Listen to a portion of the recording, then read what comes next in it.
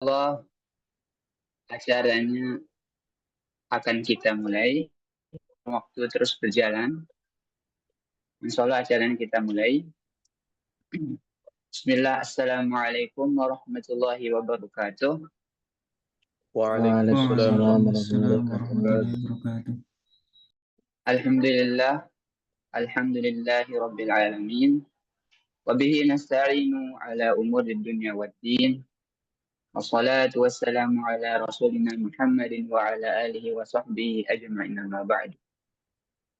Puji syukur kita panjatkan kehadiran Allah Subhanahu wa taala karena atas limpahan nikmat dan karunia-Nya kita semua dapat berkumpul secara virtual dalam acara webinar yang berjudul Upgrade Skill Guru 2025, kreasi bahan ajar dengan bantuan AI pada hari ini dengan keadaan sehat walafiat. Alhamdulillah. Hadirin yang kami hormati, pertama-tama izinkan saya sebagai MC menyampaikan rasa terima kasih yang sebesar-besarnya kepada State Jogja yang telah berkenan memberikan dukungan penuh atas terselenggaranya acara ini. Dan juga kepada Bapak Angga Liberty MPD selaku narasumber kita pada malam hari ini yang akan membagikan ilmu, pengalaman, serta wawasan yang berharga kepada kita semua. Dan tidak lupa juga kami ucapkan banyak-banyak terima kasih kepada Bapak Riki Satria Wiranata, MTD selaku dosen pembimbing KKN yang telah membimbing, mendukung, serta memberikan arahan hingga acara ini dapat terlaksana. Alhamdulillah. Dan juga kepada segenap panitia pelaksana yang telah bekerja keras mempersiapkan kegiatan ini dengan penuh dedikasi, dan tentu saja seluruh peserta webinar yang berbahagia yang sudah meluangkan waktu untuk hadir dan bergabung pada kesempatan malam hari ini. Semoga dengan acara ini kita semua mendapat ilmu, inspirasi, manfaat yang dapat kita terapkan dalam kehidupan sehari-hari maupun dalam bidang pekerjaan kita masing-masing. Sebelum kita masuki acara kita, saya selaku MC mohon izin untuk membacakan susunan yang akan kita lewati pada malam hari ini. Acara pertama yaitu pembukaan, acara kedua sambutan-sambutan, acara ketiga tanya jawab, kemudian acara terakhir penutup. Untuk memanfaatkan waktu dengan baik, marilah kita mulai acara pertama kita. Kita masuk ke acara pertama yaitu pembukaan. Marilah kita buka acara kita dengan membaca basmalah. Bismillahirrahmanirrahim. Bismillahirrahmanirrahim. Alhamdulillah. Kemudian acara selanjutnya sambutan-sambutan yang akan disampaikan oleh Bapak Riki Satria Wiranata MPD selaku dosen pembimbing KKN. Kepada Bapak Riki kami persilahkan. Bismillahirrahmanirrahim. Assalamualaikum warahmatullahi wabarakatuh. Waalaikumsalam warahmatullahi Waalaikumsalam wabarakatuh. warahmatullahi wabarakatuh. Alhamdulillahirabbil alamin. Assalatu wassalamu ala asrofil anbiya'i wal mursalin wa ala alihi wa sahbihi ajmain amma ba'du.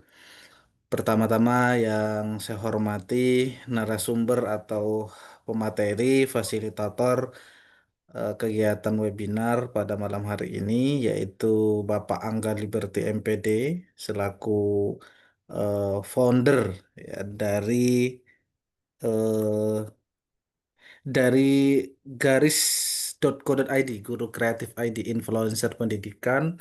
Yang saya hormati juga teman-teman kelompok KKN saya yang sudah berapa hari ini Mas Riko, 15 hari ya, 20 hari ya ber-KKN Ria ya di tengah masyarakat ya.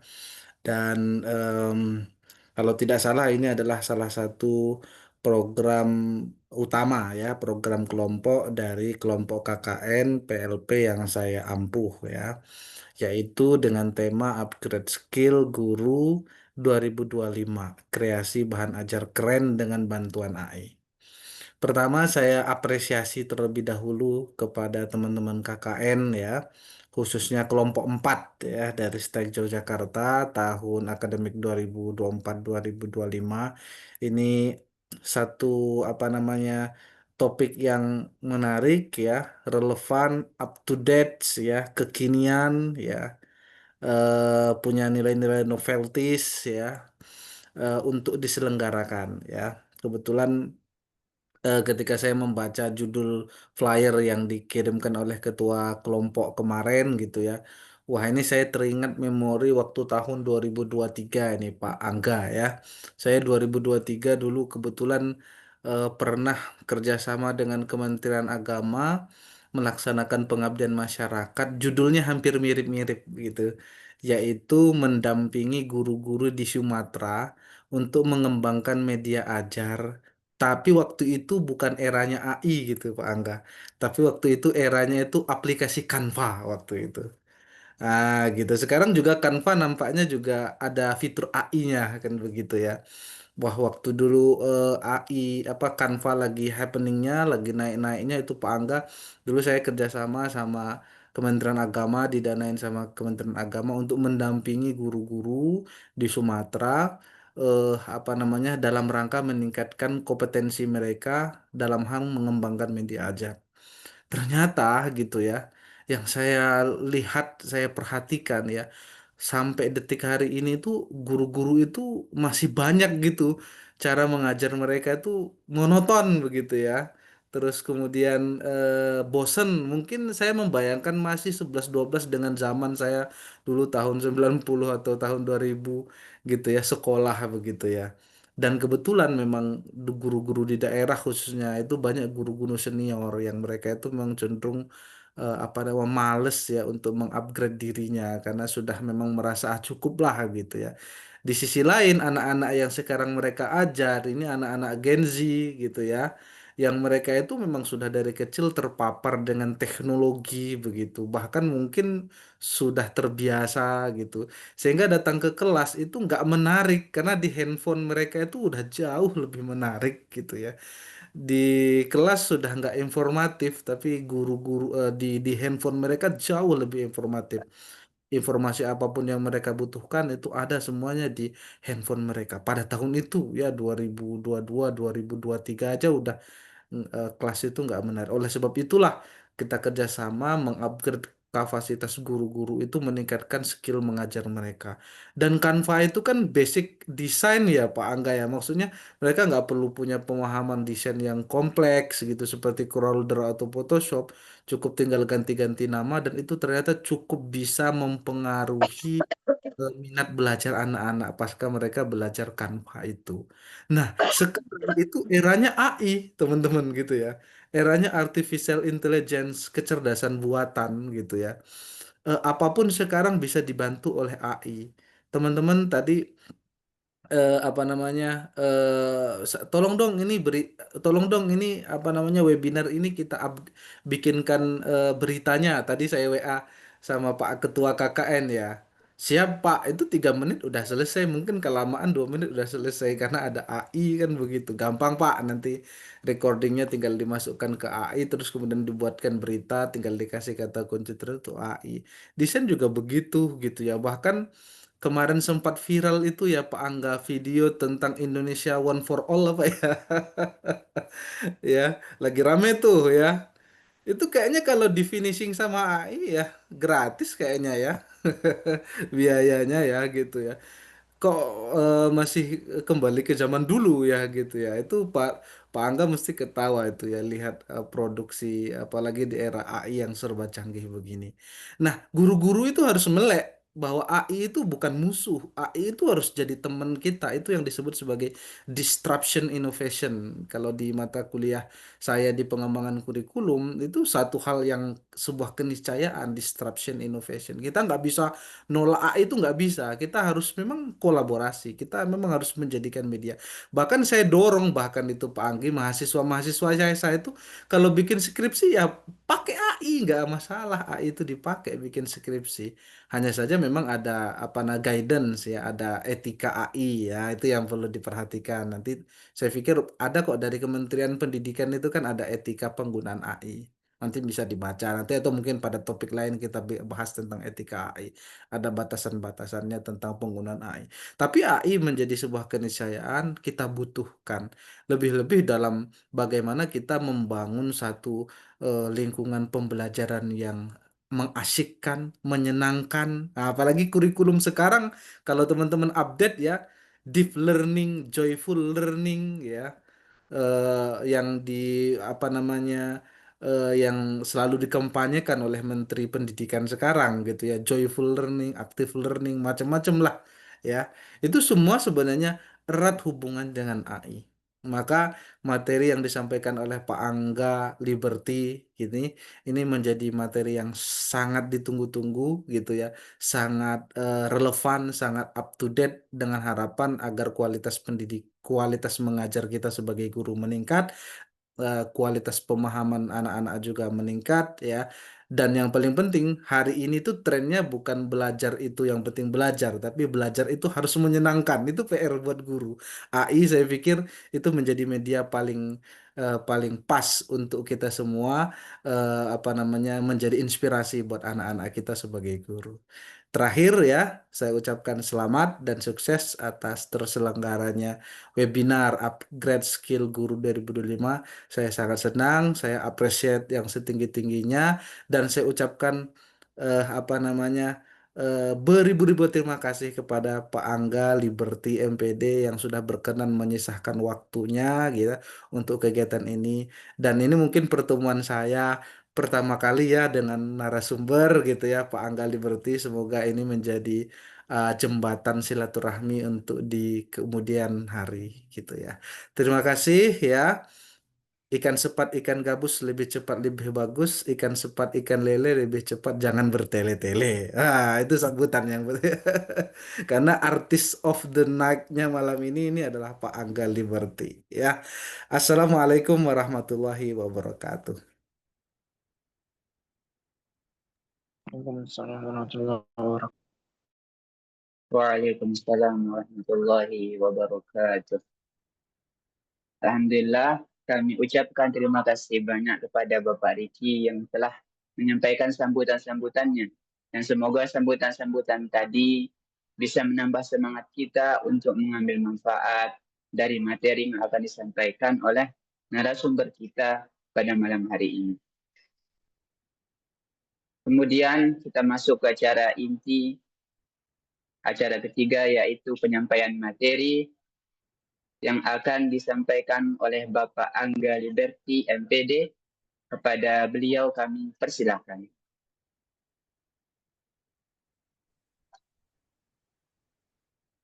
Baik, bismillahirrahmanirrahim. Assalamualaikum warahmatullahi wabarakatuh. Suara saya aman ya, Bapak Ibu, rekan-rekan, Aman. kakak-kakak, aman ya, alhamdulillah. Aman, Mbak. Baik, Masya terima Allah. kasih sebelumnya. Salam kenal Pak Riki. Ini terima kasih atas kesempatan yang diberikan. Terima kasih atas waktu yang diberikan kepada saya untuk berbagi cerita ya. Sebenarnya hari ini enak ini apalagi malam-malam gitu kita ngobrol-ngobrol santai, bermanfaat, berfaedah dan bisa menjadi amal soleh buat kita semua insya Allah ya. Jadi terima kasih sekali lagi dan semoga ini jadi awal yang baik Pak Riki dan rekan-rekan yang lain. Semoga nanti kita bisa silaturahmi, bisa berkolaborasi di hal lain yang bermanfaat terutama untuk pendidikan ya. Insya Allah. Jadi em, malam ini ya saya diminta kemarin briefnya soal AI ya. Jadi kayaknya ada yang ngeliat tuh poster acara yang rencananya mau diadakan di akhir bulan Juli sampai Agustus, tapi ternyata qadarullah karena beberapa hal harus tertunda gitu. Jadi akhirnya eh, dikontaklah saya gitu ya untuk berbagi cerita tentang pemanfaatan AI dalam dunia pembelajaran ini. Nah, sebelum terlalu jauh ya, kita kenalan sedikit ya. Mungkin kita semua nih kayaknya semua ya kita baru baru ketemu, baru kenal ya. Salam kenal semua Bapak Ibu, teman-teman, rekan-rekan. Ini banyak Bapak guru juga. Terima kasih banyak atas di grup tadi saya happy banget tuh 69 orang. Wah, asik nih malam nih bisa ngobrol dengan banyak Bapak Ibu guru yang pasti jadi guru-guru saya gitu. Jadi ada ustadz juga banyak nih, harusnya gantian nanti saya yang harusnya banyak belajar ya dari ustadz-ustadz yang sebagai peserta nih hari ini. Saya dulu ya Pak cerita, nanti saya harus banyak belajar dari ustadz-ustadz dan Bapak Ibu guru semua. Nah, kita kenalan sedikit. Saya izin memperkenalkan diri dulu sebentar, Bapak Ibu. Nama saya Angga Liberty Pratama, namanya aja yang sok-sokan impor, tapi asli produk lokal ya, Bapak Ibu. Saya lahir di Bengkulu, kota kecilnya lebih tepatnya nama kota itu Curup ya. Kota kecil di Provinsi Bengkulu namanya Curup. Di tanggal 5 Oktober. Dan Liberty itu nama asli ya Bapak Ibu ya, bukan nama panggung sosokan keren, bukan nama artis, enggak, itu nama asli, KTP, akte, buku nikah, semua dokumen kewarganegaraan saya namanya Angga Liberty. Nah, pendidikan saya, alhamdulillah, saya di bidang teknologi pendidikan, S1-nya di jurusan teknologi pendidikan, S2-nya pun mengambil program studi teknologi pendidikan. Saya mengambil spesialisasi pengembangan media pembelajaran yang sebagian besar akhirnya hidup saya semenjak lulus sampai sekarang adalah di dunia digital learning, di dunia media pembelajaran atau pembelajaran online digital, di seputaran itu, e-learning dan kawan-kawannya. Alhamdulillah tersertifikasi Adobe sejak tahun 2020 berapa ya, saya lupa, 2023 atau 2022. Pengalaman kerja 2013-2016 di S-Hardware Indonesia, kawan lama grup, sebagai e-learning designer.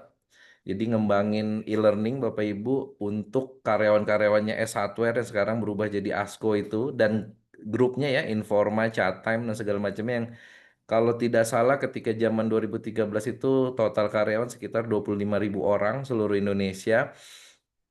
Jadi kita kembangkan bagaimana pembelajaran bagi 25.000 karyawan itu yang tadinya offline. Jadi kalau ada buka toko baru nih di Jogja nih, nah itu trainer kita harus ke Jogja 3 bulan tuh Pak. Pulang-pulang dipanggil Om sama anaknya.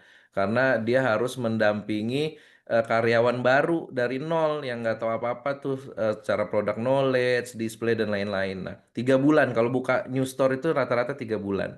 Kalau refreshment bisa 2 minggu ya. Nah, beberapa program akhirnya kita konversi jadi online sehingga trainer tidak perlu terlalu lama stay di lokasi ya. Materi-materi yang umum bisa disampaikan dengan online. Cost juga akhirnya tertekan, jadi nggak ada biaya hotel, nggak ada biaya makan, nggak ada biaya perjalanan dinas. Jadi itu yang saya kembangkan selama 3 tahun di kawan lama grup S-Hardware dan teman-temannya. 2017 sampai 2018 masih sama mengembangkan pembelajaran online untuk My Republic, ini internet provider punyanya Sinarmas Group. 2018 sampai 2022 masih sama di bidang e-learning tapi untuk Grab Indonesia. Nah, spesialisasinya di bagian saya menghandle pembelajaran online bagi customer service. Nah, kebetulan di Jogja ada tuh site-nya customer service-nya Grab tuh. Jadi beberapa kali sempat juga tuh ke Jogja untuk kebutuhan pelatihan customer service Grab di Jogja. 2019 sampai 2024 jadi beririsan Bapak Ibu ya, sama ketika posisi masih bekerja di Grab Indonesia, saya dan beberapa teman-teman mendirikan sebuah perusahaan namanya PT Republik Desain Indonesia, nama brandnya Look Media, bergerak di bidang penyedia jasa digital learning content. Jadi kerjaan kita menawarkan jasa bikin media pembelajaran digital ya. 2020 ketika pandemi orang-orang bikin podcast, kita juga bingung nih, kita dari kampus pendidikan, SPD, MPD, tapi rata-rata kerja di korporasi tuh. CV saya di S1, belum ada yang di sekolah, walaupun saya sempat jadi guru 1 tahun ya. Tapi sebagian besar dihabiskan untuk apa industri ya, korporasi gitu. Akhirnya kami beberapa teman resah juga nih, apa yang bisa kita buat di pandemi. Akhirnya kami mendirikan yang namanya Guru Kreatif ID. Pendekatannya komunitas sebenarnya Bapak Ibu. Jadi kita ngumpulin guru-guru yang mau upgrade. Nah, cocok sama judul ini, upgrade skill, yang mau upgrade terutama terkait di bidang teknologi pembelajarannya. Jadi kita ngumpulin guru-guru, salah satunya dengan apa? Kita bikin podcast dulu tuh 2020. Kita bikin podcast Guru Kreatif, namanya kita bahas segala hal yang berhubungan sama teknologi pembelajaran. Jadi mulai gamifikasi, kita bahas tentang AI termasuk, bahkan kita 3 atau 4 kali bikin webinar nasional, ada tentang AI, ada tentang animasi pembelajaran, ada tentang beberapa topik saya juga agak lupa tuh, setahun 2 kali, terutama ketika perayaan Hari Guru itu biasanya kita bikin webinar nasional. Tapi memang di 2 tahun ke belakang Guru Kreatif ini agak sedikit kurang pergerakannya karena beberapa rekan kita sedang sibuk dengan kehidupan masing-masing gitu ya. Jadi memang agak sedikit vakum, tapi masih kita coba tahun ini up lagi podcastnya dengan podcaster atau host yang berbeda. Yang tadinya cowok-cowok, sekarang kita ibu-ibu guru kita coba up, biar paling tidak komunitasnya terjaga aja. Nah, Guru Kreatif ini udah kita buatkan yayasannya, bahkan karena kita punya misi ingin berkontribusi dalam pengembangan guru. Jadi kita punya program dulu namanya Guru Kreatif Roadshow. Jadi kita ke sekolah-sekolah ya, terutama yang sekolah-sekolah itu ada dalam tanda kutip ada ordalnya, ada orang dalam yang teman-teman kita gitu ya. Mau dong kita ngisi pelatihan di sekolahnya, nggak usah bayar, free. Tapi kita dikasih aja 2 orang guru gitu untuk kita ajak podcast. Jadi kita bisa ngobrol sama sama guru di sekolah itu yang unik, yang punya cara strategi pembelajaran beda gitu ya.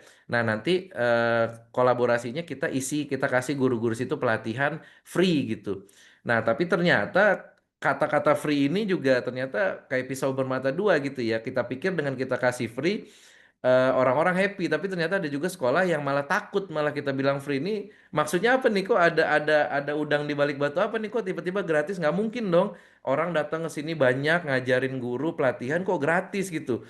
Nah, akhirnya kita bingung juga tuh gimana ya kalau kita beri tarif juga nggak semua mungkin bisa nerima, kita kasih gratis full juga malah ketakutan. Nah, akhirnya itu cuman berjalan di beberapa sekolah, sampai sekarang saya belum dapat tuh solusinya tuh. Mungkin nanti ada nih yang bisa ngasih saya solusi gimana sebenarnya sih kalau biar kita bisa masuk ke sekolah tanpa dalam tanda kutip dicurigai bahwa kita punya misi tertentu gitu. Bener-bener misi kita cuma pengen dapat konten sebenarnya. Kita cuma pengen dapat konten podcast sama guru, bahkan kita bikinin profil sekolahnya biar jadi inspirasi buat sekolah-sekolah lain gitu. Tapi pola itu ternyata belum belum belum masuk gitu ya. Nah, 2024 awal tahun lalu dengan berat hati saya harus memisahkan diri dari teman-teman Look Media tadi. Akhirnya saat ini saya mendirikan sebuah perusahaan baru dengan nama Garis Kreasi Pratama. Jadi bidangnya mirip-mirip sama Look Media walaupun ada perluasan jasa gitu ya, bidang layanan, tapi mirip-mirip. Jadi sekarang posisinya aktivitas keseharian saya ada di Garis Indonesia, guru kreatif juga, dan ngonten ya, ngonten animasi edukasi. Jadi bikin animasi untuk edukasi di topik-topik tertentu lah gitu ya, di Instagram dan di TikTok. Nah, Bapak Ibu guru, karena topiknya hari ini adalah tentang artificial intelligence, terus ada juga judul kalau nggak salah bahan ajar yang apa tadi tuh judulnya Mas Ilham tuh yang tadi tersebut tuh, yang baru gitu ya, yang ya pokoknya yang nggak biasa lah ibaratnya gitu ya. Saya mau mulai dari teknologi pembelajarannya dulu. Kenapa? Karena kalau bicara AI, saya merasa punya tanggung jawab moral untuk meluruskan persepsi kita tentang AI.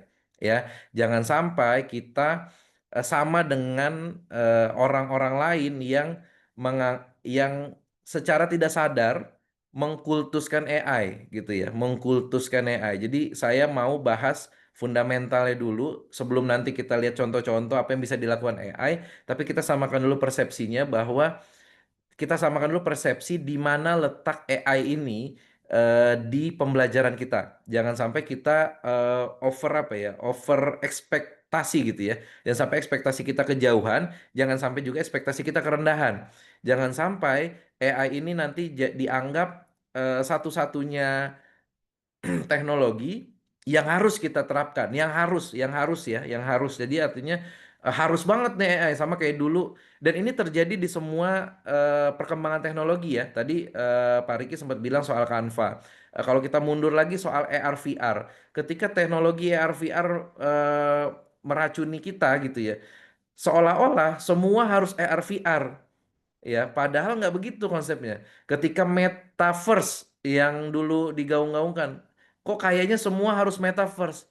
ketika gamifikasi kok kayaknya semua harus gamifikasi. Nah ini sekarang AI, jangan sampai kita juga berpersepsi bahwa semua harus AI. Jadi kita harus samakan dulu persepsinya di mana posisi AI itu. Jadi di beberapa tempat ketika saya diminta untuk bercerita tentang AI, saya mengarahkan ke situ dulu sebelum ke toolsnya. Karena kalau kita bicara tools 40 menit nggak akan habis Bapak Ibu ya. Kita bisa bisa bahas ini 7 hari 7 malam, bahkan satu periode KKN bahas AI toolsnya aja nggak beres tuh karena terlalu banyak, terlalu luas gitu ya. Jadi eh, untuk pembelajaran karena background juga saya juga tentang pendidikan, kebetulan juga di teknologi pendidikan mengambil spesialisasi, jadi kita harus samakan dulu persepsinya Bapak Ibu ya.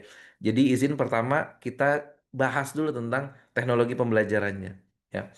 Nah, apa sih sebenarnya teknologi pembelajaran itu ya? Jadi kita bicara dulu, kita lihat dulu perkembangan teknologi. Sejarahnya ya Bapak Ibu ya. Jadi sejarah kenapa sih ada teknologi pembelajaran atau teknologi pendidikan itu? Karena adanya perkembangan teknologi ya. Ada dari radio, fotografi, televisi, komputer, media sosial yang berkembang dari zaman dulu. Ya, dari mungkin dari Indonesia belum merdeka ada nih udah muncul beberapa teknologi-teknologi yang ditemukan ya. Nah, teknologi-teknologi ini meracuni atau mempengaruhi bidang-bidang kehidupan ya. Kalau teknologinya mempengaruhi bidang pertanian, kita sebutnya dengan teknologi pertanian. Kalau teknologinya dipakai di bidang perikanan, kita sebutnya adalah teknologi perikanan. Ketika teknologi ini masuk ke ranah dunia pendidikan, maka itu namanya teknologi pendidikan. Jadi, teknologi pendidikan itu sendiri sebenarnya pemanfaatan sebuah produk teknologi yang di insight tadi, bahasanya Pak Riki ada soal difusi inovasi gitu ya. Sebuah inovasi yang didifusikan ke dalam sebuah bidang kehidupan kita. Nah, karena kita bicara tentang pembelajaran atau pendidikan, maka teknologi pendidikan adalah ketika sebuah produk teknologi didifusikan atau dicoba diintegrasikan dengan bidang pendidikan. Ya, dulu awal-awalnya adalah penerapan video slide yang seperti di gambar ini, di mana kelas yang tadinya belajar pakai kapur gitu ya, sudah mulai manfaat, bisa nonton nih videonya, video saya diputer gitu ya. Jadi, oh ternyata tata surya tuh gini ya, yang tadi cuma digambar sama gurunya atau cuma pakai poster bisa dilihat lebih nyata gitu, pakai film misalkan. Nah, secara keilmuan sendiri, Bapak Ibu, keilmuan teknologi pendidikan ini secara definisi ya kita mengacu ke definisi 2004 dulu ya. Kenapa saya bahas definisi ini agar nanti kita bisa samakan persepsi tadi ya. Di definisi tahun 2004 disebutkan bahwa teknologi pendidikan adalah studi dan praktek etis ya, studi dan praktek etis untuk memfasilitasi belajar. Kata kuncinya itu ya, memfasilitasi belajar dan improving performance, meningkatkan kinerja. Oke? Meningkatkan kinerja. Ada dua kata kunci di sini. Memfasilitasi belajar dan meningkatkan kinerja. Dengan apa? Dengan membuat, menggunakan dan mengelola ya sumber-sumber teknologi yang ada. Oke? Memfasilitasi belajar dan meningkatkan kinerja. Oke, sekarang saya tanya. Misalkan gitu ya. Saya guru SD kelas 1 atau kelas 2 lah katakanlah. Materinya adalah tentang teorema Pitagoras misalkan. Saya mau ngajarin teorema Pitagoras. Ya. Isunya tentang AI nih, isunya tentang AI. Akhirnya saya menghabiskan waktu 3 hari untuk membuat sebuah produk AI, media pembelajaran berbasis AI yang menjelaskan tentang teorema Pitagoras kepada anak kelas 2 SD.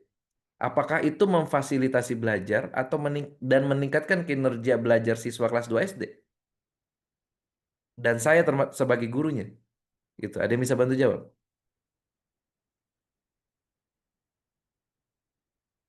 Ya. Rasanya terlalu overpower gitu ya.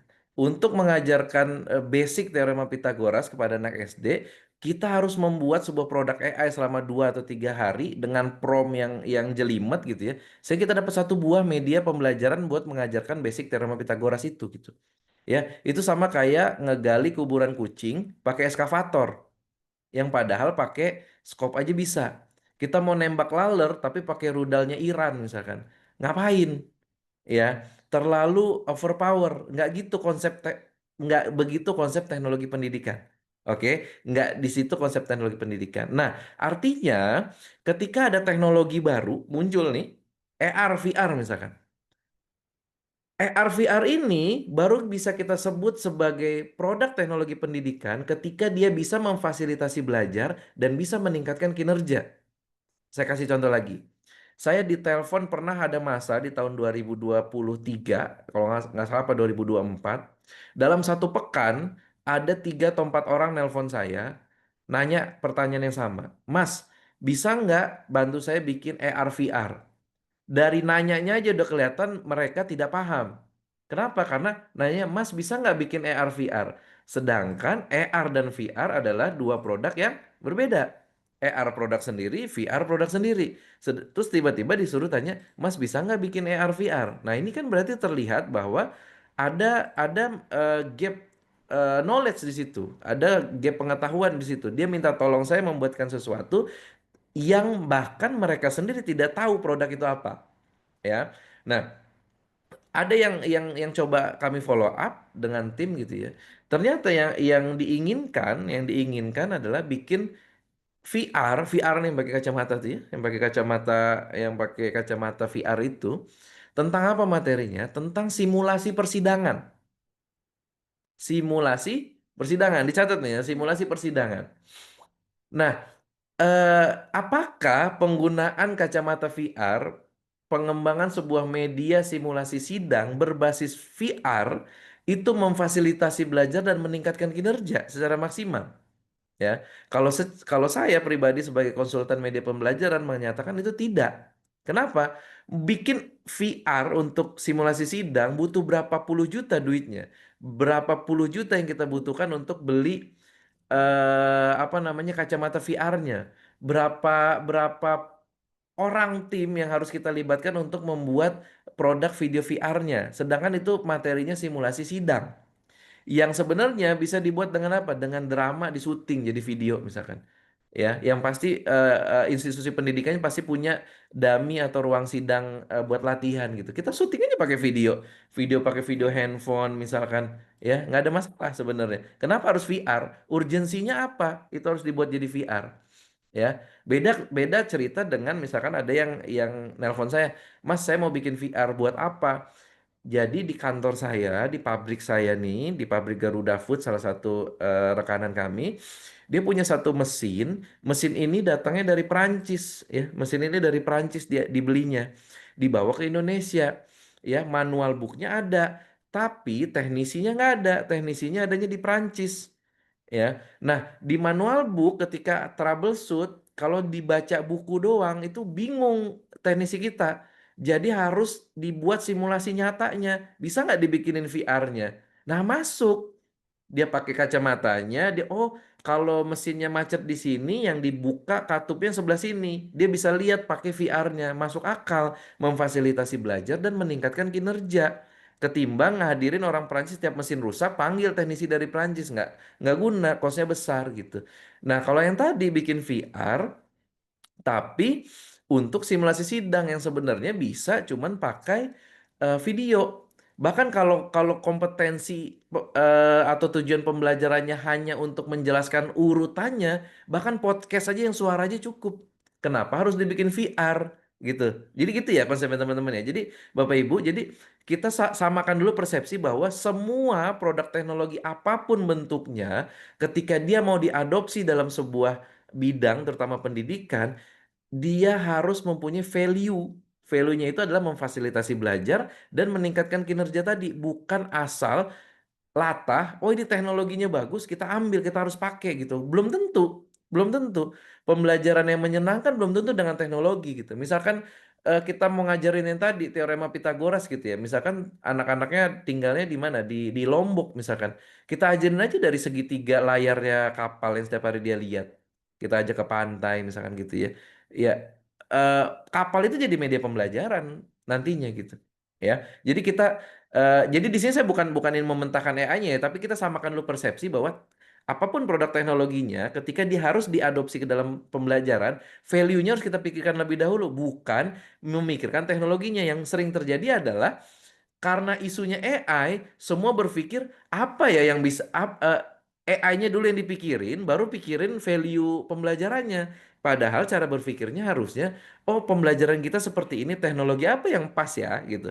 Kalau memang terpaksa ada dalam tanda kutip campaign, ada disposisi, ada nomenklatur yang mengharuskan kita membuat sebuah produk berbasis AI, kita jadi tahu, oh produk mana ya yang value-nya, yang substansinya memang layak, memang ideal untuk dibuatkan medianya dengan AI gitu. Jadi jangan maksa gitu. Jadi jangan wah karena isunya AI akhirnya bikin poster tambah-tambahan 1+1=2 pakai AI. Kecapean gitu mau ngapain? Padahal banyak tuh di ya udah di YouTube juga banyak, di Free Pick banyak, tinggal download aja kan gitu.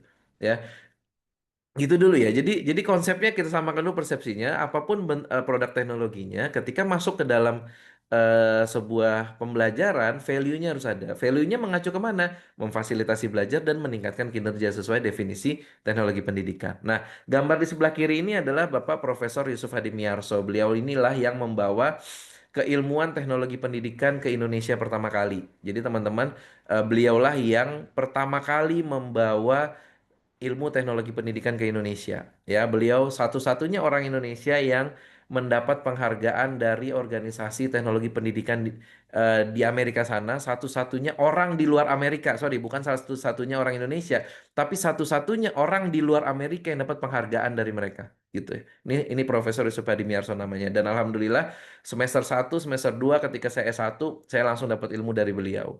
Ya. Beliau sudah meninggal di tahun 2015. Nah, ketika teknologi pendidikan itu masuk ke Indonesia pertama kali ini FYI aja, cepat aja di part ini biar teman-teman atau Bapak Ibu guru juga tahu gitu, terutama yang KKN yang Gen Z ya. Kalau Bapak Ibu guru, Ustadz-Ustadz tahu nih, tapi kalau mungkin yang Gen Z nggak tahu kalau produk teknologi pendidikan yang ada di Indonesia itu dulu tuh ada yang namanya radio pendidikan, ada TPI. Ada yang pernah tahu TPI? TPI itu Televisi Pendidikan Indonesia ya. Jadi dulu kita punya televisi khusus pendidikan sebelum TV edukasi yang teman-teman kenal sekarang. Jadi dulu namanya TPI, Televisi Pendidikan Indonesia. Memang siarannya akan pendidikan gitu, tapi tidak bertahan lama. Nah, sekarang TPI itu jadi MNC ya, udah jadi TV swasta biasa, bukan lagi TV pendidikan. Dulu di TPI itu banyak semua acaranya acara pendidikan gitu ya. Nah, lalu ada Pustekom, kalau sekarang namanya Pusdatin. Nah, Pustekom itu sebenarnya produk nyata ya teknologi pendidikan di Indonesia. Sekarang jadi Pusdatin yang fungsinya jadi agak sedikit dikecilkan lah, bukan nggak terlalu besar banget ya, seperti dulu ya. Satu produk teknologi pendidikan lagi yang sampai sekarang masih eksis itu UT, Universitas Terbuka. Itu salah satu konsep teknologi pendidikan diterapkan di Indonesia ya. Nah, dari teknologi pendidikan tadi teman-teman, kita bicara lagi tentang media pembelajaran. Tadi disebutkan nyatanya ya memang sebagian besar wujud nyata dari adopsi sebuah teknologi ke dalam pembelajaran itu pasti bentuknya media pembelajaran. Ya, sebagian besar. Kenapa? Ada nggak yang lain? Ada. Contohnya apa? Contohnya sistem informasi akademik itu kan bukan media pembelajaran, ya, itu untuk administrasi ya. Tapi diadopsi di dunia dunia pendidikan di sekolah di kampus gitu. Tapi bukan untuk konteks pembelajaran, tapi untuk administrasi ada. Tapi sebagian besar memang pemanfaatan teknologi ke dalam pembelajaran rata-rata sebagian besar bentuknya adalah media pembelajaran. Itu dulu ya kata kuncinya. Nah, tadi Pak Riki sempat sempat singgung tuh soal eh, kalau kita bicara pendidikan mungkin yang tingkatnya lebih tinggi ya, bukan SD tapi misalkan SMP atau SMP lah, SMP, SMA, bahkan SD sih juga udah ya di tingkat kelas atas ya. Bahkan apalagi kuliah ya. Dosen ngomong atau guru ngomong seakan-akan jadi tidak ada artinya gitu ya, tidak ada artinya, tidak terlalu menarik, tidak terlalu mendapat atensi. Kenapa? Karena mahasiswanya sudah dapat informasi banyak melalui apa? Teknologi, sosial media, teknologi informasi dan lain-lain gitu ya. Karena itu. Nah, common sekarang kondisi saat ini saya bicara kondisi saat ini, kenapa? Karena kita saat ini semua orang selalu bergerak ya, terutama di industri ya, orang tuh hektik banget ya kayaknya. eh Apa namanya, eh sibuk semua gitu. Jadi kalau misalkan di Jakarta tuh sampai di KRL buka laptop, sampai di KRL meeting online, orang saking sibuknya, sebegitu sibuknya ya. Dan influence utama mereka apa sekarang? Media sosial, termasuk tadi Pak Riki sempat menyinggung soal media sosial. Nah, di sini saya ingin menyampaikan sedikit teori tentang eh di kondisi seperti itu, audiensnya kebanyakan orang di usia aktif sekarang adalah Gen Z yang dengan segala kontroversinya ya, teman-teman Gen Z ini terima nggak ya kalau dianggap generasi yang banyak kontroversinya gitu ya. Dan memang keadaannya seperti itu gitu ya. Walaupun nggak semuanya negatif, pasti ada positifnya. Saya sangat happy dengan Gen Z yang mau keluar dari zona nyamannya, yang belak-belakan tuh saya suka tuh. Itu karakter saya pas muda gitu ya. Jadi itu menarik, tapi ada juga ya sisi negatif yang juga nggak apa ya, nggak bisa kita pungkiri gitu ya. Nah, eh, teknologi yang ingin, bukan teknologi ya, salah satu perkembangan teori yang harus kita tahu, karena ini bicara AI ya, ini jadi kayak saling serempet. Jadi kita ngomongin sosmed, ngomongin AI, pembelajaran harus mau nggak mau nyerempet nano learning. Kalau menurut kami ya, kami pernah bikin webinar nasional tentang nano learning ini di tahun 2024 kemarin. Nano learning itu adalah metode pembelajaran dengan membagikan konten pembelajaran menjadi unit-unit kecil, durasi yang singkat, yang paling kecil. Jadi kalau teman-teman tahu, pernah dengar istilah MOOC, Massive Open Online Course, kayak Udemy, kayak Skill Academy, Ruang Guru lah gitu-gitu ya. Itu pendekatan mereka micro learning, teman-teman. Video-video pembelajaran mereka tuh antara 5, 7 sampai 15 menit. Kalau di masa pandemi dulu 15 menit masih dibilang micro learning, tapi makin ke sini micro learning makin makin turun. Kayaknya 7 menit orang udah menganggap itu sudah sangat membosankan. Orang nggak bisa stay lagi. Dulu 15 menit masih oke, tapi sekarang kayak 7 menit udah jadi maksimal. Ketika kami dapat dapat pekerjaan harus bikin media pembelajaran, kami selalu batasi jangan sampai lebih 7 menit, jangan sampai lebih 7 menit. Kalau bisa 5 menit ke bawah, maksimal 5 menit gitu. Kenapa? Karena sudah makin makin menurun ininya apa, bufferingnya gitu dan tadi ya. Kenapa? Karena kondisi tadi salah satunya orang yang sibuk, orang yang harus bergerak cepat, Gen Z tadi itu salah satu berpengaruh juga. Nah, karena micro learning tadi juga sudah mulai makin makin apa ya, makin terpengaruh sama keadaan. Akhirnya di luar sana sudah ramai orang membicarakan tentang nano learning, teman-teman, Bapak Ibu guru, Ustadz dan Ustazah yang hadir gitu. Nano learning itu durasi belajar lebih pendek lagi dari micro learning. Kalau micro learning 3 menit masih dikategorikan micro learning, nano learning ini di bawah 3 menit. Ya, bahkan 90 detik, ngomongnya udah bukan menit, detik. Ya, 90 detik rata-rata misalkan gitu ya, kita bisa maksimal deh 90 detik, boleh nggak sih lebih-lebih sampai 3 menit ya, masih boleh lah, oke lah, tergantung nanti dia ada di mana instansinya gitu ya, instansinya mau diterapin di mana gitu. Nah, nano learning ini yang lagi rame dibicarakan, teman-teman. Nah, karakteristiknya apa? Durasinya singkat, topiknya spesifik dan mudah diakses, yang tadi Pak Riki bilang sosmed. Jadi eh, kita, bukan kita ya, jadi maksudnya kedepannya orang akan sangat belajar dan bisa belajar dengan durasi yang singkat, dengan durasi yang spesifik, dengan cara yang mudah diakses. Misalkan dulu e-learning muncul, terus tiba-tiba ada micro learning. Akhirnya konten-konten e-learning yang ada di LMS disampaikan dengan teknologi micro learning pendek-pendek. Tapi LMS itu kan harus login ya, harus punya login, nanti masuk dulu ke kelas-kelas gitu ya. Nah itu orang udah males tuh. Gen Z disuruh belajar kayak gitu, males dia. Ngapain? Login dulu segala macam gitu. Nah, Gen Z ini happy kalau belajar gimana? Ya yang ini yang singkat, spesifik, gampang diakses. Ya mau nggak mau sosmed gitu. Dia buka scroll, oh tentang apa?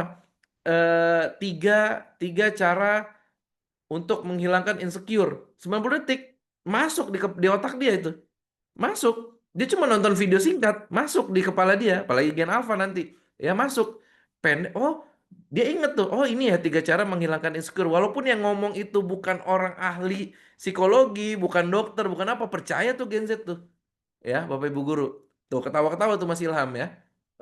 begitu karakternya memang gitu. Apalagi Bapak Ibu guru yang ada di sekolah, mau nggak mau kita harus harus juga menyelami itu gitu. Jadi kalau bicara AI, bicara media pembelajaran, bicara lagi kondisi sekarang, harus juga kita terbuka sama nano learningnya dan pastinya sosial medianya gitu. Ini nggak bisa buat kami ya, buat kami tuh nggak bisa parsial, harus harus harus saling keterkaitan gitu. Nah, salurannya apa kalau nano learning? Media sosial, aplikasi atau portal belajar gitu. Yang yang paling common ya pasti media sosial gitu.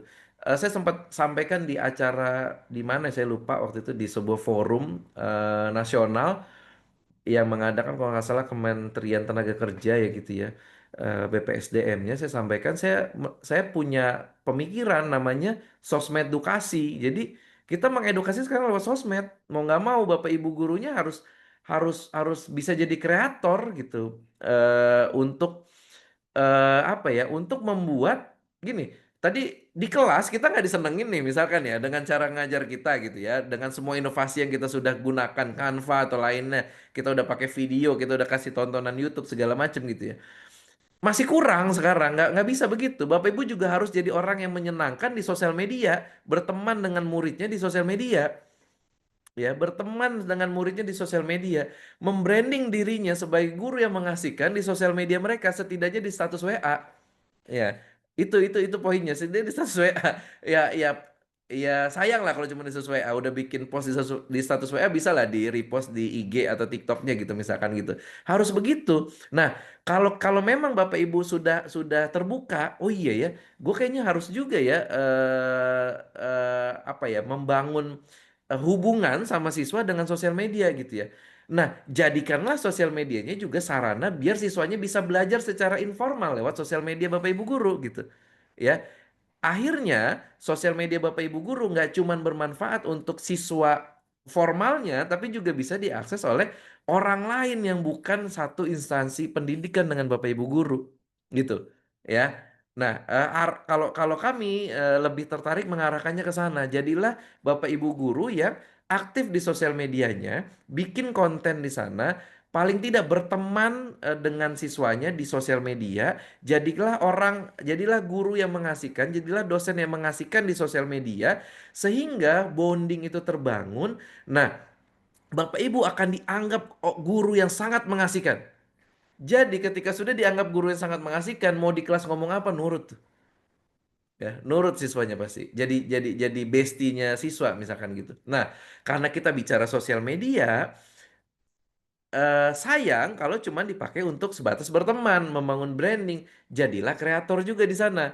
Ya, jadilah kreator dan yang tujuannya adalah nanti bisa membelajarkan siswanya secara informal lewat sosial medianya. Kenapa? Karena tadi nano learning loh konsepnya. Ya, karena nanti konsepnya ada nano learning, di perusahaan-perusahaan itu sudah mulai mengarah ke sana. Kalau Bapak Ibu dan teman-teman tahu, di perusahaan tuh sekarang hampir semua perusahaan yang dalam tanda kutip berpikir ke depan, mereka pasti punya akun IG live at Grab misalkan, live at kawan lama, live at Trans TV, live at mana, live at bahkan kementerian punya live at Kemenkeu misalkan. Kenapa? Mereka mau membuat sebuah, kalau di sini portal belajar ya, tapi secara dia sebenarnya mau membangun komunitas biar semua anggota organisasinya, karyawan atau siswanya bergabung di dalam satu rumah yang sama, memfollow IG yang sama, sehingga itu nanti jadi portal, jadi tersentralisasi, sehingga mereka juga nggak cuman bisa pakai IG-nya, sosmednya dia untuk sosialisasi, untuk informasi, tapi juga untuk belajar. Ya, dia bisa tuh share nanti. Oh, ada kebijakan baru, udah tinggal di-share di IG yang live at Grab tadi misalkan gitu ya. Terutama untuk informasi-informasi yang bukan konfidensial gitu ya. Nah, arahnya nanti akan ke sana Bapak Ibu. Nah, apa hubungannya sama AI? Karena konten-konten nano learning ini bentuknya adalah video, singkat, dan harus menarik. Nah, kita bisa develop konten video yang singkat, menarik untuk nano learning ini karena kita punya tugas yang sangat berat sebagai pengajar, administrasi banyak, laporan banyak, gaji segitu-segitu aja kan, repot ya kalau kita harus bikin bikin konten lagi setiap hari. Nah, kita coba bikin kontennya dengan memanfaatkan AI. Di situ posisinya. Ya, di situ posisinya. Kita kita arahkan gimana caranya kita bisa bikin konten pembelajaran, video singkat, menarik misalkan gitu ya, atau nanti ada poster, infografis, apapun itu, tapi memanfaatkan AI. Memanfaatkan ya, bukan menggunakan AI full. Nanti pertanyaannya muncul gini, Mas, bisa nggak, ada nggak AI yang nanti saya ketik, saya mau bikin video ini di satu AI nanti langsung jadi video pembelajaran? Yang nggak bakal ada. Udah nanya kayak gitu, nanya lagi yang gratis ya Mas gitu. Nggak bakal ada sampai kapan juga. Sampai Yakult ada versi galonnya, itu nggak akan ada AI yang gratis. Ya, nggak bakal ada. Sampai warung Madura udah nggak buka 25 jam lagi, itu nggak akan ketemu AI gratis. Ya, yang ada adalah AI terbatas. Ketika dia nggak bayar, fiturnya terbatas yang dibukanya gitu. Ya, nah, kembali lagi ke sini, bagaimana cara kita memanfaatkan AI ini? Nggak apa-apa ya lewat-lewat dikit ya, mohon maaf ya. Nggak apa-apa kan, masih nggak ngantuk kan. 52 orang nih, lumayan ya. Nah, nanti kalau misalkan kelamaan ditegur aja ya. Insya Allah mungkin sekitar 10 menit lagi lah gitu, 10 sampai 15 menit lagi. Nah, bagaimana pemanfaatan AI ini biar kita bisa menghasilkan media pembelajaran apapun namanya, media pembelajaran, konten pembelajaran. Kalau di sini saya kaitkan sama konten nano learning. Kenapa saya sebutkan nano learning? Karena isunya di luar negeri udah cukup hype gitu. Jangan sampai kita kayak hal-hal lain ketinggalan mulu gitu. Kasihan gitu. Ini kami Garis sudah bikin webinarnya tahun lalu 2024, tapi sampai sekarang isu nano learning bahkan nggak kesebut dari pemerintah sekalipun, dari sekolah, dari instansi pusdiklat nggak ada yang membahas tentang nano learning ini. Padahal ini udah jadi studi yang sangat menarik di luar sana gitu ya. Oke, video singkat menarik, kita fokus ke sini. Nah, ini baru ke teknis nih ya. Secara keilmuan, kalau kita mau bikin sebuah video pembelajaran, ini yang saya pelajari di keilmuan teknologi pendidikan ya, yang mengadopsi ilmunya sinematografi, kita punya praproduksi, produksi, dan pasca produksi, Bapak Ibu. Ya, step membuat sebuah video pembelajaran, video komersil pun begini rata-rata ya, cuman memang kerumitannya aja yang membedakannya. Di praproduksi kita bikin naskah. Di produksi kita membuat ilustrasi, mengambil gambar, merekam suara, dan mengumpulkan semua aset-asetnya. Visual, audio kita kumpulkan di produksi. Oke. Lalu di pasca produksi kita gabungkan semua elemen yang kita sudah kumpulkan di produksi. Sampai sini bisa dipahami Bapak Ibu ya. Teman-teman kalau ada yang mau nanya langsung aja, nggak apa-apa. Di kolom chat boleh. Langsung buka mic juga nggak apa-apa ya. Biar lebih hidup juga. Ya. Tahapan pembuatan media pembelajaran, praproduksi, produksi, dan pasca produksi. Penulisan naskah, bikin ilustrasi, bikin gambar, rekam suara, atau apapun itu, lalu di pasca produksi digabungkan. Nah, karena tugas kita juga sudah banyak tadi ya, kita juga punya aktivitas lain, kita punya keluarga, kita juga butuh waktu istirahat dan segala macamnya. Kalau kita diharuskan bikin video ideal dengan mengikuti tahap ini secara normal gitu ya, mungkin kita cuma bisa menghasilkan satu buah video dalam 3 bulan misalkan, atau 2 bulan, atau 1 bulan satu ya. Nah, disitulah kita coba manfaatkan AI. Oke, AI kita coba manfaatkan di step-step yang ada ya, di tahapan-tahapan pembuatan ini. Di tahapan mana aja Mas? Terserah Bapak Ibu nantinya. Ya, kita sepakati lagi bahwa AI ini adalah fungsinya akselerator. Oke, pertama fungsinya akselerator. Apa tuh akselerator artinya? Yang membantu kita agar mempercepat gitu, mempercepat suatu proses ya, bukan menggantikan. Ntar dulu, nggak bisa juga kita langsung klaim bahwa AI akan menggantikan kita. Nggak bisa begitu. Saya termasuk yang terdepan mengatakan bahwa AI tidak akan menggantikan tugas dan fungsi guru gitu ya. AI ini adalah akselerator. Yang kedua, AI ini adalah asisten atau apa sih, kalau kalau presiden tuh punya yang ngasih masukan ke presiden tuh apa sih namanya? Tim ahli ya, pakar, dewan pakar gitu, atau konsultan. Nah, konsultan deh bahasanya lebih lebih pasnya. Akselerator dan konsultan. Tempat kita bertanya kalau kita bingung. Ya, kalau sekarang kan kebalik. Kita sebenarnya nggak bingung, tapi karena AI kita tanya aja, kita males jadinya. Gitu. AI ini konsultan, kalau kita bingung, kita tanya. Yang terjadi sekarang adalah orang bingung enggak, sebenarnya dia paham, sebenarnya dia kompeten, Tapi males, dia mau nggak mau bikin apa-apa pakai AI. Tidak mau menggunakan kompetensi yang dia punya dari awal. Nah, ini kekeliruan besarnya teman-teman, Bapak Ibu guru, Ustadz Ustazah, ya, yang selalu saya ingin kritisi. Akselerator mempercepat, kita menggunakan dia untuk mempercepat proses pekerjaan kita. Oke, clear.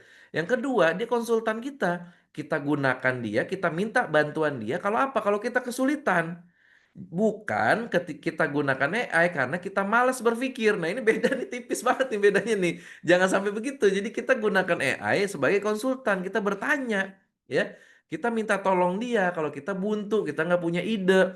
Yang tadinya misalkan kalau buntu kita harus kemana dulu, healing segala macam, kelamaan. Kita minta tanya AI, dia bisa langsung jawab seketika itu, ya. Gitu ya.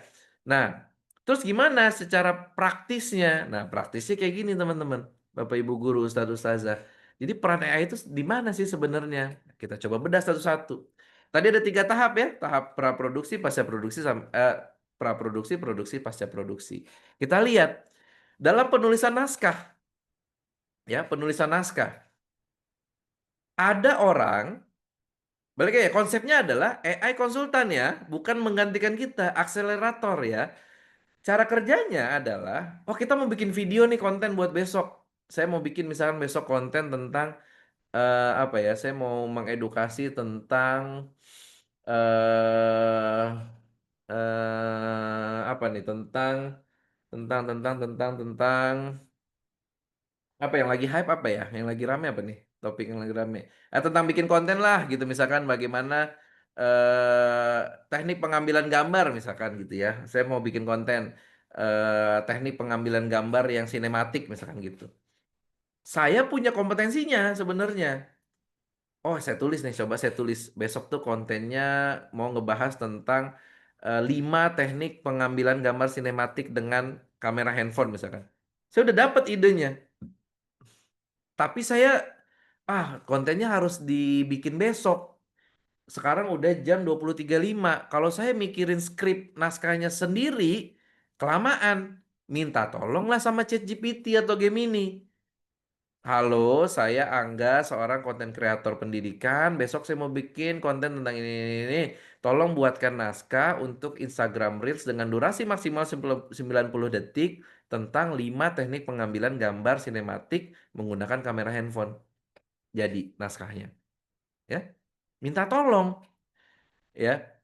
Kalau misalkan waktunya panjang dan saya adalah orang yang hobi nulis, merasa punya kemampuan menulis yang baik, ngapain minta tolong ChatGPT? Nggak usah, tulisnya sendiri, lebih valid hasilnya, gitu. Karena kompetensinya langsung dari kita yang menguasai itu, gitu. Ya, salah satu contoh yang saya lakukan ketika membuat sebuah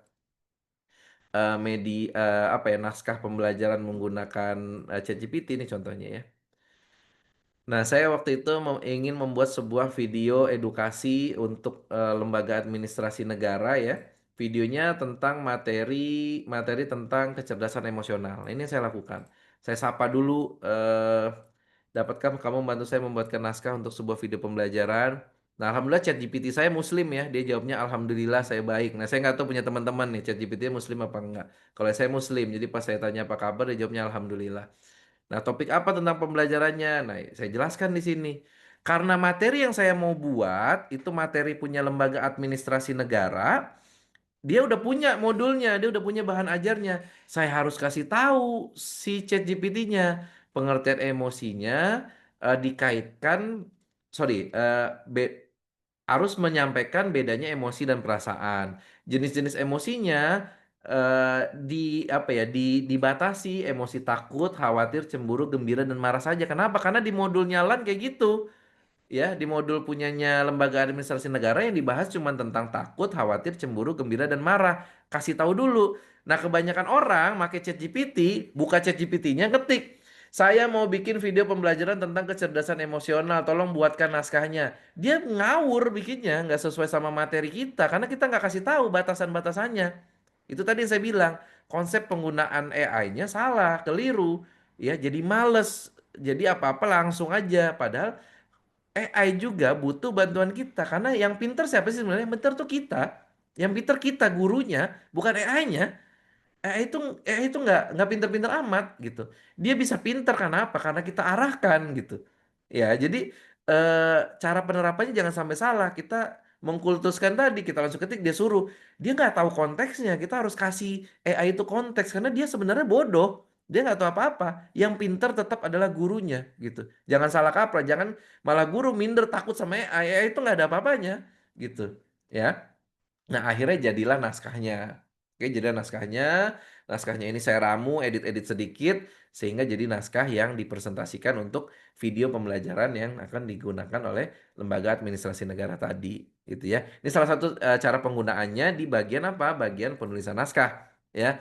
Saya lebih lebih lebih nyaman menggunakan ChatGPT daripada Gemini. Jadi teman-teman bisa pilih Bapak Ibu biasa menggunakan apa silakan aja gitu ya. Kalau saya lebih nyaman pakai ChatGPT. Masuk ke tahapan berikutnya yang tadi produksi, ya, membuat ilustrasi. Nah, nggak semua dari kita bisa gambar, nggak semua dari kita bisa syuting, nggak semua dari kita punya alat, nggak semua dari kita tahu cara bikin ilustrasi gimana. Nah, disinilah poin besar AI yang membantu kita. Ya, kita sekarang jadi bisa lebih mudah mendapatkan sebuah footage video. Kita bisa dengan mudah sekarang mendapatkan ilustrasi yang lucu-lucu, kartun 3 dimensi tanpa kita harus bayar orang-orang seperti saya dan teman-teman. Kami dulu dibayar untuk bikin itu kan, tapi sekarang sebagian besar sebagian sudah bisa create sendiri, nggak ada masalah. Kenapa? Karena karya yang dihasilkan AI belum tentu punya rasa gitu. Kita tidak takut gitu. Tapi kita sekarang juga memanfaatkan AI untuk apa? Untuk mengupgrade produk visual kita kan gitu. Nah, karena sekarang udah ada AI di bagian produksi, terutama ketika membuat ilustrasi ini, masalah Bapak Ibu guru saya rasa cukup selesai gitu ya. Ya, cukup selesai. Kenapa? Karena sekarang sudah banyak banget sumber untuk kita bisa mendapat ilustrasi visual gitu ya. Nah, tapi di sini juga jangan sampai kejebak. Misalkan gini ya, misalkan Bapak Ibu guru nih lagi bikin media, misalkan mau bikin presentasi, mau ngajar besok tentang misalkan tentang atom gitu ya, tentang atom misalkan. Terus karena udah belajar AI, wah pakai ChatGPT, tolong buatkan ilustrasi menarik 3 dimensi tentang atom gitu. ChatGPT-nya yang gratis, jadi lama tuh bikin gambarnya. Padahal tadi Pak Riki udah bilang ada Canva, di Canva tuh elemennya banyak. Bapak Ibu guru udah punya akun premium udah pastinya. Mau ngapain pakai AI? Cari aja di elemen premiumnya Canva, beres urusan gitu. Jadi gunakan AI untuk kebutuhan sebagaimana mestinya yang memang belum ada misalkan atau kita mau kebutuhan yang custom misalkan contohnya saya di sini yang saya rekomendasikan FreePic dan Canva ya misalkan di FreePic ya. Nah di FreePic Mohon saya maaf Pak, butuh ya Pak sisa Ustadz. waktu tinggal 5 menit nggih Pak. Oh siap, siap, siap. Tinggal 5 menit. Oke, saya percepat. Oke. Nah, misalkan di FreePic ya, saya bikin ilustrasi misalkan kayak gini nih. Saya bikin ilustrasi, saya minta tolong bikinin gambar animasi 3D, ilustrasi 3D, karakter 3D yang lucu-lucu yang lagi makan misalnya gini. Lagi makan, yang lucu-lucu ya.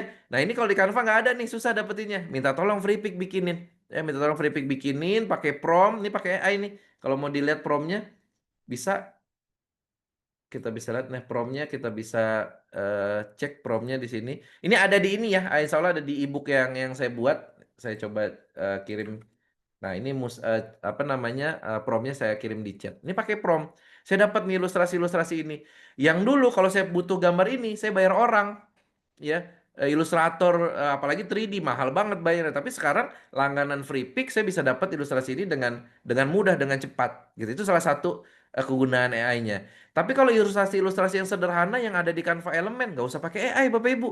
Kelamaan, sayang kredit kredit ininya, kredit AI-nya gitu. Pakai yang ada di elemen Canva. Jangan sampai kita salah kaprah juga di part ini, ya. Terus footage misalkan pakai bikin footage-nya pakai AI-nya VO3 misalkan. Padahal di Canva lagi udah banyak tuh stok-stok video gratis yang bisa kita pakai. Ya kalau misalkan ada nggak perlu kita bikin VO3 kecuali kita mau bikin untuk opening misalkan. Contoh saya punya punya contoh ini ya. Nah ini contoh video yang tadi dari LAN tadi karena waktunya makin tipis saya coba percepat di sini. yang naskah dari Ran tadi, video jadinya kira-kira kayak gini. Kelihatan ya?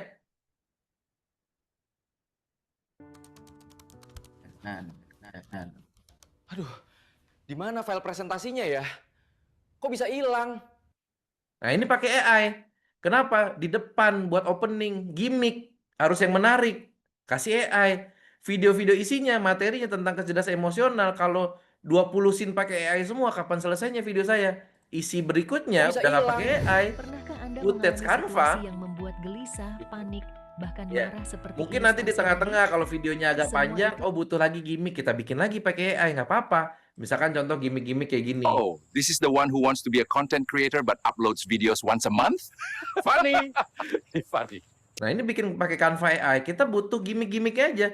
Karena orang sekarang pasti, oh depannya, oh VO3 nih, VO3 nih. Dia akan nonton. Padahal di belakangnya footage-footage ngambil di Canva misalkan. Kayak gitu. Ya, jadi penggunaan AI-nya juga kita harus bijak. Jadi nggak semua harus AI. Misalkan bikin video yang kayak gini nih. Saya punya berapa scene. Di sini ada sekitar mungkin lebih dari 10 scene, belasan scene. Kalau semua kita harus generate jadi dari AI, kapan jadinya? AI juga masih ada batasan gitu ya, batasan kredit dan segala macamnya walaupun berbayar gitu. Jadi kita harus juga bijak menyesuaikan itu ya. Nah, kalau video anak-anak tadi, yang anak-anak tadi saya gunakan untuk bikin ini. Jangan mencela makanan. Sahabat, tahukah kalian Rasulullah Shallallahu Alaihi Wasallam mengajarkan Ilustrasinya kita untuk ngambil selalu dari bersyukur atas makanan yang free kita pick, miliki. di-generate pakai AI Dari Abu ya. Hurairah radhiyallahu anhu, Dengan Rasulullah harapan Shallallahu anak Alaihi kecil Wasallam tidak akan pernah lebih mencela. happy nontonin ini. Guru-gurunya tadi saya bilang, gurunya akan upload di sosmednya gitu, di-share ke grup WhatsApp, WhatsApp story-nya, orang tuanya ngeliat. Ih, asik ya guru-guru di sekolah ini ya, dia bisa bikin kayak gini walaupun AI yang bikinnya gitu. Gitu. Jadi digunakan sebagaimana mestinya ya. Lalu saya masuk ke sini. Bikin video ini tingkat advance ya, saya sebenarnya nggak mau terlalu yang bagian bikin generate video. Kenapa? Karena ini tingkat advance-nya AI, jadi nanti khawatir terlalu jauh. Jadi prinsip utamanya yang tadi di ChatGPT di generate image dulu. Kalau Bapak Ibu mau explore bikin video nggak masalah sih, mau pakai VO3 atau mau pakai AI-nya Canva. Ini pakai Canva ya, ini pakai Canva. Oh, this is Ya, the kayak one. gini nggak masalah. Ini juga yang AI ini juga pakai Canva, itu aman-aman aja. Jadi udah banyak tutorialnya.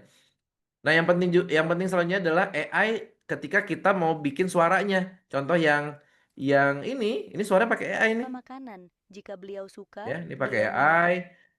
Yang ini juga suaranya pakai AI nih, yang belakang. Aduh, di mana file presentasinya ya? Kok bisa hilang? Nah, ini Pernahkah pakai AI. Anda mengalami situasi Naratornya yang ya, membuat naratornya gelisah, pakai AI. panik, bahkan Ya. marah seperti ilustrasi tadi?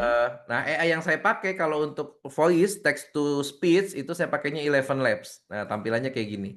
Kalau ada yang follow saya di Instagram, konten-konten saya itu kan dari awal dulu setahun pertama saya bikin pakai rekaman langsung gitu ya. Tapi tahun 2024 ini tuh kayaknya udah 50-50 deh. Ada yang pakai AI, ada yang suara saya langsung. Tapi suara AI udah saya cloning. Kayak gini nih. Kalau di Eleven Labs, saya udah punya stok suara saya.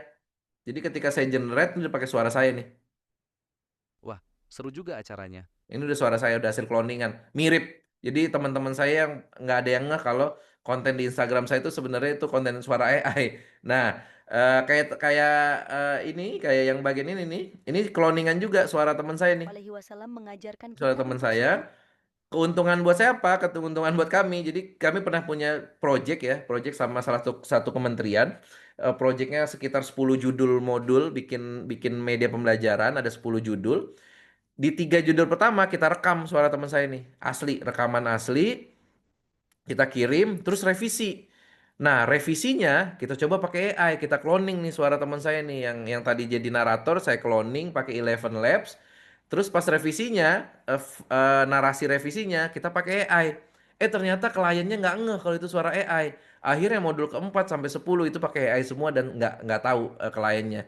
Hikmahnya buat kami apa? Kos kami berkurang. Jadi nggak harus bayar teman saya kan, karena udah pakai AI. Tinggal traktir aja kopi kenangan beres gitu. Jadi salah satu keuntungannya gitu. Nah, buat Bapak Ibu yang mau bikin konten, misalkan ngerasa suaranya nggak pede, suaranya kayaknya nggak bagus gitu, bisa pakai Eleven Labs, pakai AI untuk bagian narasinya. Jangan dipaksakan pakai suaranya karena tadi AI bisa menjadi akselerator dan kalau di text to speech bisa jadi pengganti suara kita. Kita tinggal ketik aja dia akan ngomongin sesuai apa yang kita ketikin. Nah, itu salah satu AI yang recommended dari saya adalah text to speech-nya adalah Eleven Labs ya. Jadi kalau penulisan naskah saya merekomendasikan ChatGPT, ilustrasi itu Freepik atau Canva. Canva juga cukup. Freepik juga masih gratisannya masih banyak. Kalau video kita skip ya. Kalau mau nyoba-nyoba bisa pakai Kling ya atau Runway.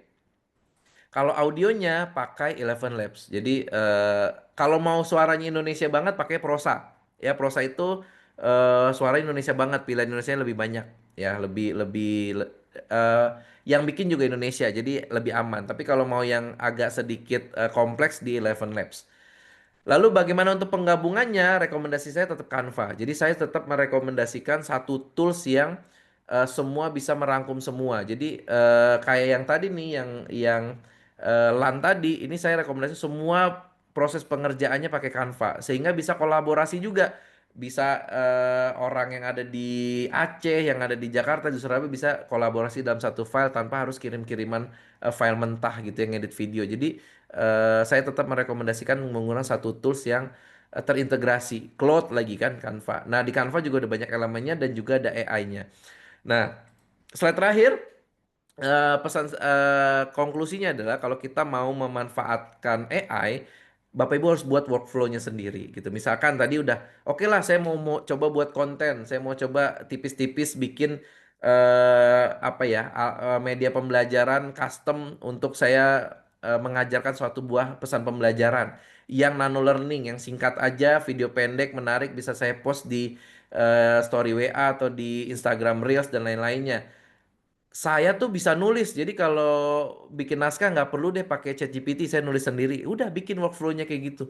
Tapi saya kayaknya nggak pede sama tulisan saya, ya udah minta tolong ChatGPT. Tapi bukan menyuruh ChatGPT, minta tolong ya, beda ya, minta tolong sama nyuruh. Kalau nyuruh tuh dari awal udah pasrah nggak mau mikir. Tapi kalau minta tolong dengan cara tadi, kita kasih dulu batasan-batas, kita kasih konteksnya sehingga skrip yang muncul juga sesuai sama konteks substansi materi yang Bapak Ibu buat. Nah, kalau dikaitkan dengan kewirausahaan untuk monetizing, menghasilkan penghasilan tambahan, bisa digunakan untuk berbagai hal ya. Misalkan contoh ya, saya gunakan AI-nya Canva untuk bikin apa? Bikin tote bag. Tote bag jadi official merchandise-nya akun saya gitu. Jadi ini gambarnya ini pakai AI-nya Canva nih.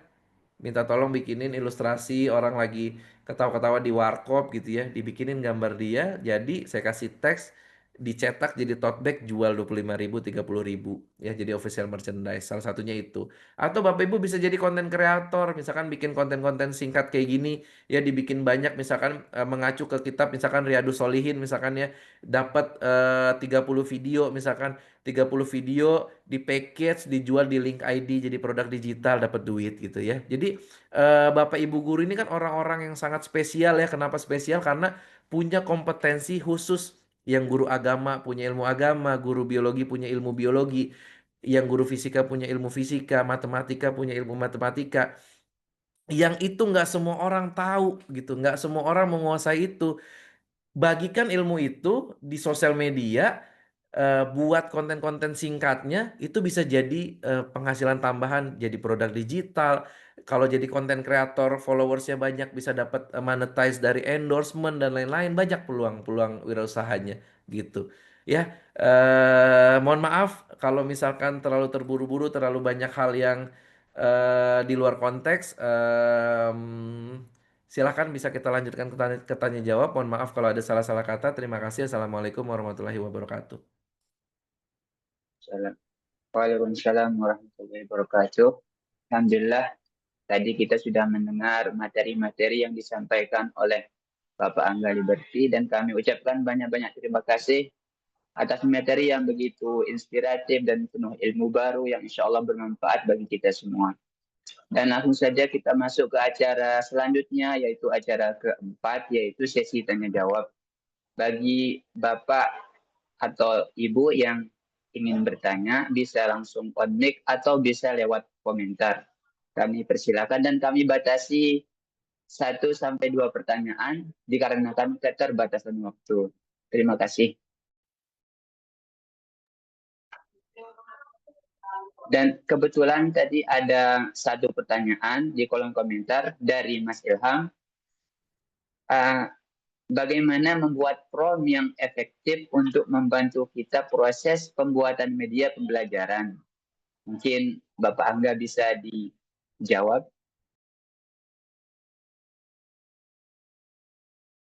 Langsung jawab ya. Oke, Iya, Pak.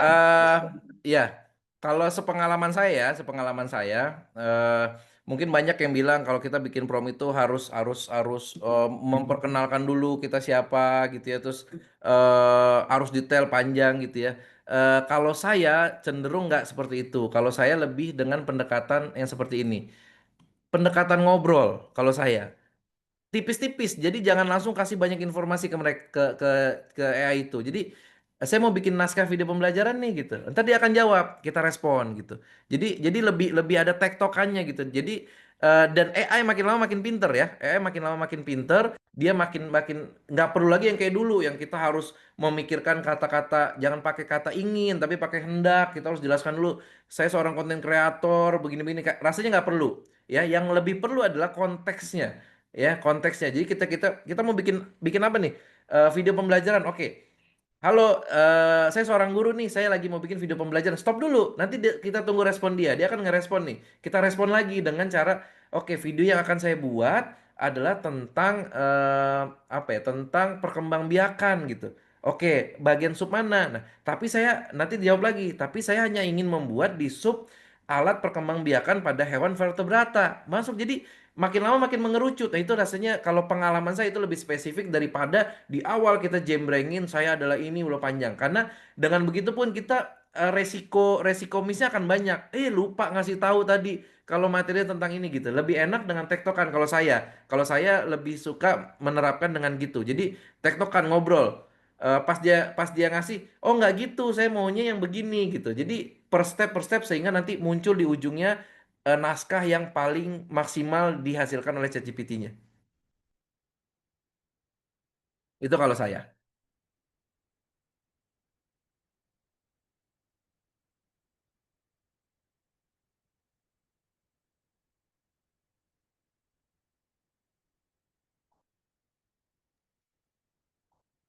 Silakan yang lain.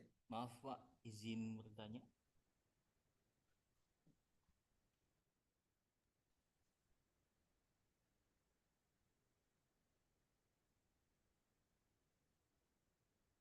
Izin bertanya. Ada pertanyaan dari Bapak Riki dalam komentar.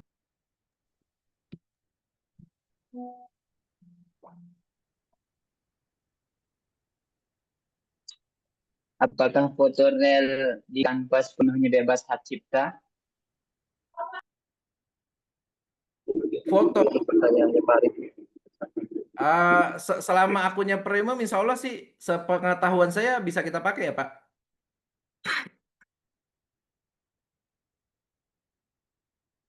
Free pick Canva selama kita berlangganan, itu harusnya kita punya license ya, bahasanya ada license. Kalau kayak foto gitu sebenarnya lebih nggak terlalu riskan. Yang sering saya sering saya alami itu yang agak riskan itu adalah di video dan di audio. Misalkan di musik ya, background musik gitu ya. Ketika misalkan kita pakai yang dari platform entah Canva, Envato dan lain-lain, apalagi kalau udah masuk YouTube itu biasanya nanti dipertanyakan tuh, ini ada yang ngeklaim bahwa ini bukan. Nah, nanti kalau dari Envato kita bisa minta license-nya. Jadi nanti di YouTube-nya tinggal kita apa namanya itu banding ya. Kita banding, nanti ada step-stepnya, kita nanti harus ngupload license-nya gitu Pak. Tapi kalau misalkan digunakannya di platform yang sosmed dan lain itu aman banget sih Pak. Konten-konten kami juga untuk gambar atau videonya kita juga ngambil dari Freepik atau Envato atau Canva sih. Ya, Gambar-gambar silakan Pak.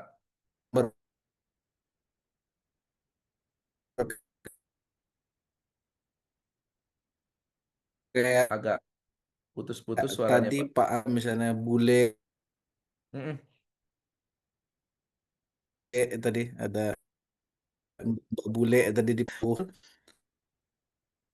kayak kayak Putus-putus nih, Pak. Saya belum nangkep nih pertanyaan tadi nih. Nggak komplit tuh. Suaranya hilang-hilangan kalau di saya. Nggak tahu kalau di Bapak Ibu yang lain jelas nggak ya? Apa di saya aja? tuh.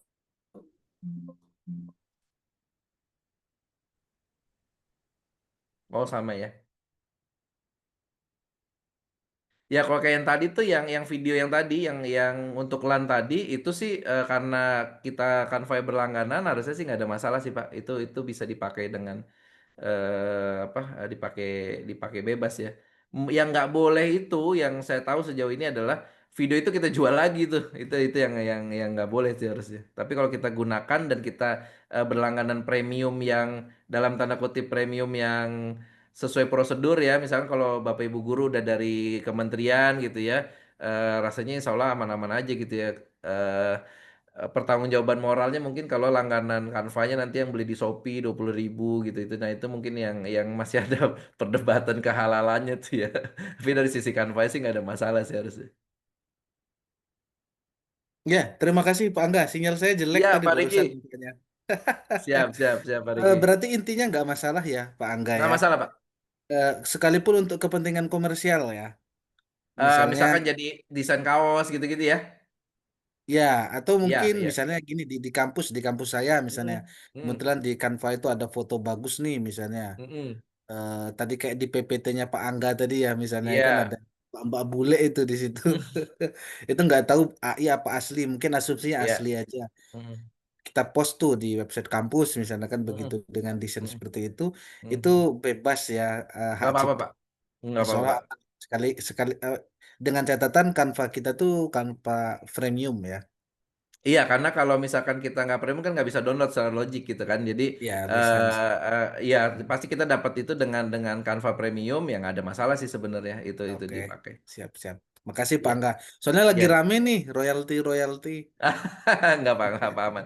Sebenarnya sih, Pak, kalau yang kayak gitu sejauh ini apa ya yang kami alami itu nggak terlalu, apalagi misalnya kita pakai foto gitu kita taruh itu sebenarnya sih sangat kecil peluang untuk apa ya dicek hak ciptanya. Yang tadi yang sering adalah ketika udah masuk di YouTube biasanya sih Pak yang agak ketat secara secara Hmm, hak cipta itu di YouTube sih Pak sebenarnya. Oke, makasih Pak Angga. Siap, aman Pak. Menganimasikan ini. Oh, ya saya jawab pertanyaannya Pak Lukman ya. Di IG saya itu pakai Adobe Animate ya, kebetulan pakai aplikasi dari Adobe. Nah, itu juga yang saya sertifikasi Adobe itu adalah di bidang Adobe Animate ya. Adobe Animate ini khusus untuk membuat animasi dan bisa membuat animasi interaktif ya.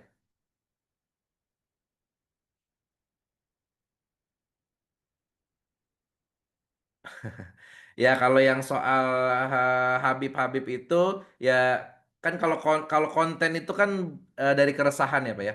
Ada dua pendekatan, dari keresahan ya. Yang kedua nggak menutup juga kemungkinan si kreator pasti akan melihat algoritma, melihat yang lagi ramai dibicarakan ya, yang ride the wave itu alasannya kenapa kenapa mengangkat konteks yang mungkin agak kontroversial. Saya paham itu sangat kontroversial, tapi eh, kadang di sosmed kita butuh sesuatu yang kontroversial untuk apa ya, untuk dalam tanda kutip dilirik algoritma lah gitu dan eh, konten kontroversial yang temanya itu sih udah agak lama saya nggak angkat lagi ya gitu.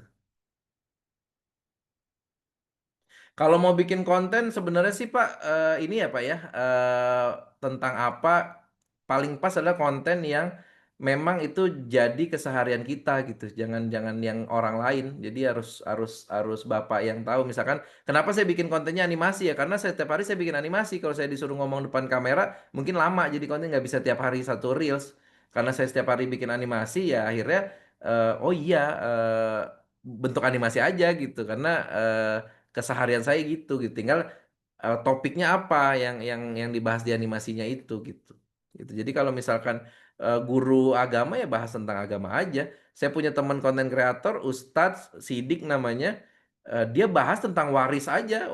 Padahal topiknya apa kecil banget tuh kemungkinan di liriknya, tapi ya memang memang dia konsultan waris bahasnya tentang ilmu waris aja terus tuh. Gitu. Tapi followersnya walaupun sedikit loyal gitu.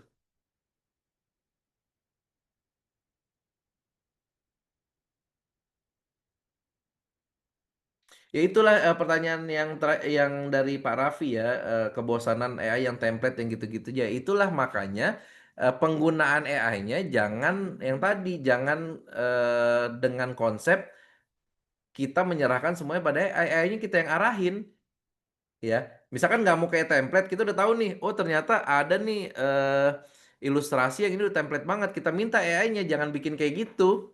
Kan di kan bisa kita kasih prompt, kita suruh jangan yang kayak gitu, itu udah banyak. Tolong bikinkan yang begini, begini, begini, begini, begini gitu. Kita yang kasih tahu, kan saya bilang tadi, AI itu bodoh sebenarnya. Yang pintar tuh kita. Jangan kebalik, jangan kita merasa AI itu yang pintar. Jadi kita nerima aja, gitu.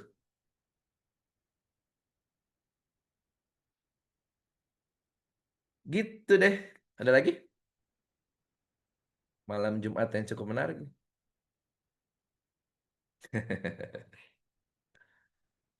Ini kampusnya di mana ya, Mas Ilham ya? Di Jogja, Pak. Jogja di mananya? Di Giwangan, Pak. Oh, Giwangan. Siap, siap, siap, siap. Mm-mm. Nanti saya mampir deh, insya Allah kalau lagi main ke Jogja. Siap, nanti kita siapkan bakpia nanti sama gudeg, Pak. Mantap. Saya tuh hobi naik bis, Pak. Jadi saya kalau ada rezeki waktu, rezeki dananya tuh setahun tuh pasti ada naik bis ke Trans Jawa, bis sleeper, ya apapun yang lagi seru. Oh ini kayaknya bis ini boleh dicoba nih gitu. Saya lagi target saya itu Indoren nih. Saya ke Indoren kan ke Jogja ya. Dekat banget Mudah- dari Terminal Giwangan, Pak Angga. Oh, oke, siap, siap, siap. Insya Allah doakan ya Pak ya, teman-teman Siap. biar bisa mampir. Siap. Insya Allah.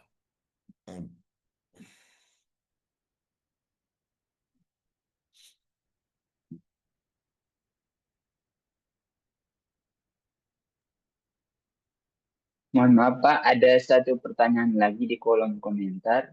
Oh, yang mana ya? Setelah bikin konten, bagaimana cara mendapatkan penghasilannya? Kadang kita sudah buat konten tapi tidak tahu cara mendapatkan penghasilannya dari mana. Terima kasih. Yang pertama ya, yang saya terapkan adalah jangan bikin konten buat nyari duit. Itu yang pertama. Jadi kalau nanti kontennya menghasilkan duit itu bonus gitu. Jadi kalau saya memegang prinsip jangan langsung membuat sesuatu apapun itu termasuk konten orientasinya adalah monetizingnya. Jangan dulu gitu. Kenapa? Karena orientasinya monetizing yang ada adalah sebulan kita konten berhenti pasti. Kenapa? Karena konten kreator nggak bakal ada sebulan bisa monetizing dimanapun ya, sulit gitu ya. Kecuali jadi konten kreator affiliate ya, bisa tuh sebulan ada yang check out tapi komisinya paling 1.000 2.000 gitu ya, atau bahkan ratusan perak bisa. Tapi kalau misalkan konten di sosmed, pertama prinsip utamanya adalah jangan bikin konten langsung berpikir untuk menghasilkan uang. Itu yang pertama. Berfokus pada bikin konten untuk pertama personal branding ya, personal branding. Yang kedua, memperbanyak portfolio ya, memperbanyak portfolio. Yang saya rasakan sampai sekarang, guru kreatif sih tadi saya ceritain yang udah 2 tahun ini vakum. Bulan Ramadan tahun lalu ada orang kontak saya, Mas tolong kita mau bikin video pembelajaran tentang teknologi komunikasi informasi buat dia brief gitu. Udah, oke, deal lah di situ ya. Tugas saya apa? Tugas saya jadi apa? Pembawa materinya, jadi fasilitator yang direkam. Nanti video itu yang nanti akan disebarkan jadi media pembelajarannya. Jadi saya pengajarnya lah ibaratnya gitu. Pas sudah selesai saya baru tanya, ini tahu saya dari mana ya gitu? Karena kita nggak pernah kenal sebelumnya gitu. Oh ini kita ngelihat konten Mas di Guru Kreatif di YouTube. yang itu padahal kita udah nggak upload setahun lebih, bahkan hampir 2 tahun nggak kita upload. Nah, jadi ternyata eh, konten yang tadi kita buat tanpa memikirkan itu akan menghasilkan duit, bahkan dari monetizing YouTube, dari monetnya YouTube, ternyata 2 tahun 3 tahun setelahnya masih menghasilkan pintu rezeki buat saya gitu. Ya, nah termasuk animasi yang di IG. Bikin animasi setiap hari itu saya sampai hari ini belum putus satu hari satu reels. Baru putus pekan lalu. Satu hari putus ketika mertua saya meninggal pekan lalu. Ya, mertua saya pekan lalu meninggal. Di hari pertama mertua saya meninggal, saya masih upload di jam 11 malam. Tapi re-upload video yang udah saya upload 2 bulan lalu, saya re-upload. Yang penting ada yang ke-upload dulu deh. Tapi di malam keduanya karena udah capek banget, ketiduran, jadi nggak sempat upload. Jadi putus satu. Selama hampir 2 tahun saya nggak putus ngupload reels, dan itu belum ada yang menghasilkan uang langsung dari konten ya. Nah, tapi dari animasi yang banyak itu, ada orang yang nawarin kerjaan bikin animasi, ada orang yang nawarin kerjaan, oh bikinin video dong buat saya promosiin e-course saya dari situ gitu. Jadi kalau bikin konten mikirnya langsung nyari duitnya, paling 3 bulan paling bertahannya gitu. Jadikan konten itu personal branding, jadikan konten itu buat portfolio. Nanti uangnya dari mana? Dari branding kita dan dari portfolio kita. Itu sih kalau kalau yang saya alami ya gitu.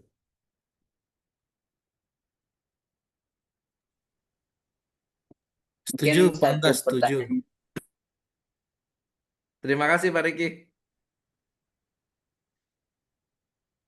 Cerita Mungkin sedikit pertanyaan ini, Pak terakhir, Pak. Angga. Ya, Oh ya, silakan Pak. oke. Kebetulan juga saya ini lagi hiring semacam kayak konten spesialis begitu, Pak Angga. Oh, Kebetulan kan mantap. saya ada usaha bergerak di bidang apa namanya multimedia meeting equipment begitu, alat-alat rapat. Oke oke. Nah, Live stream gitu bisa Pak?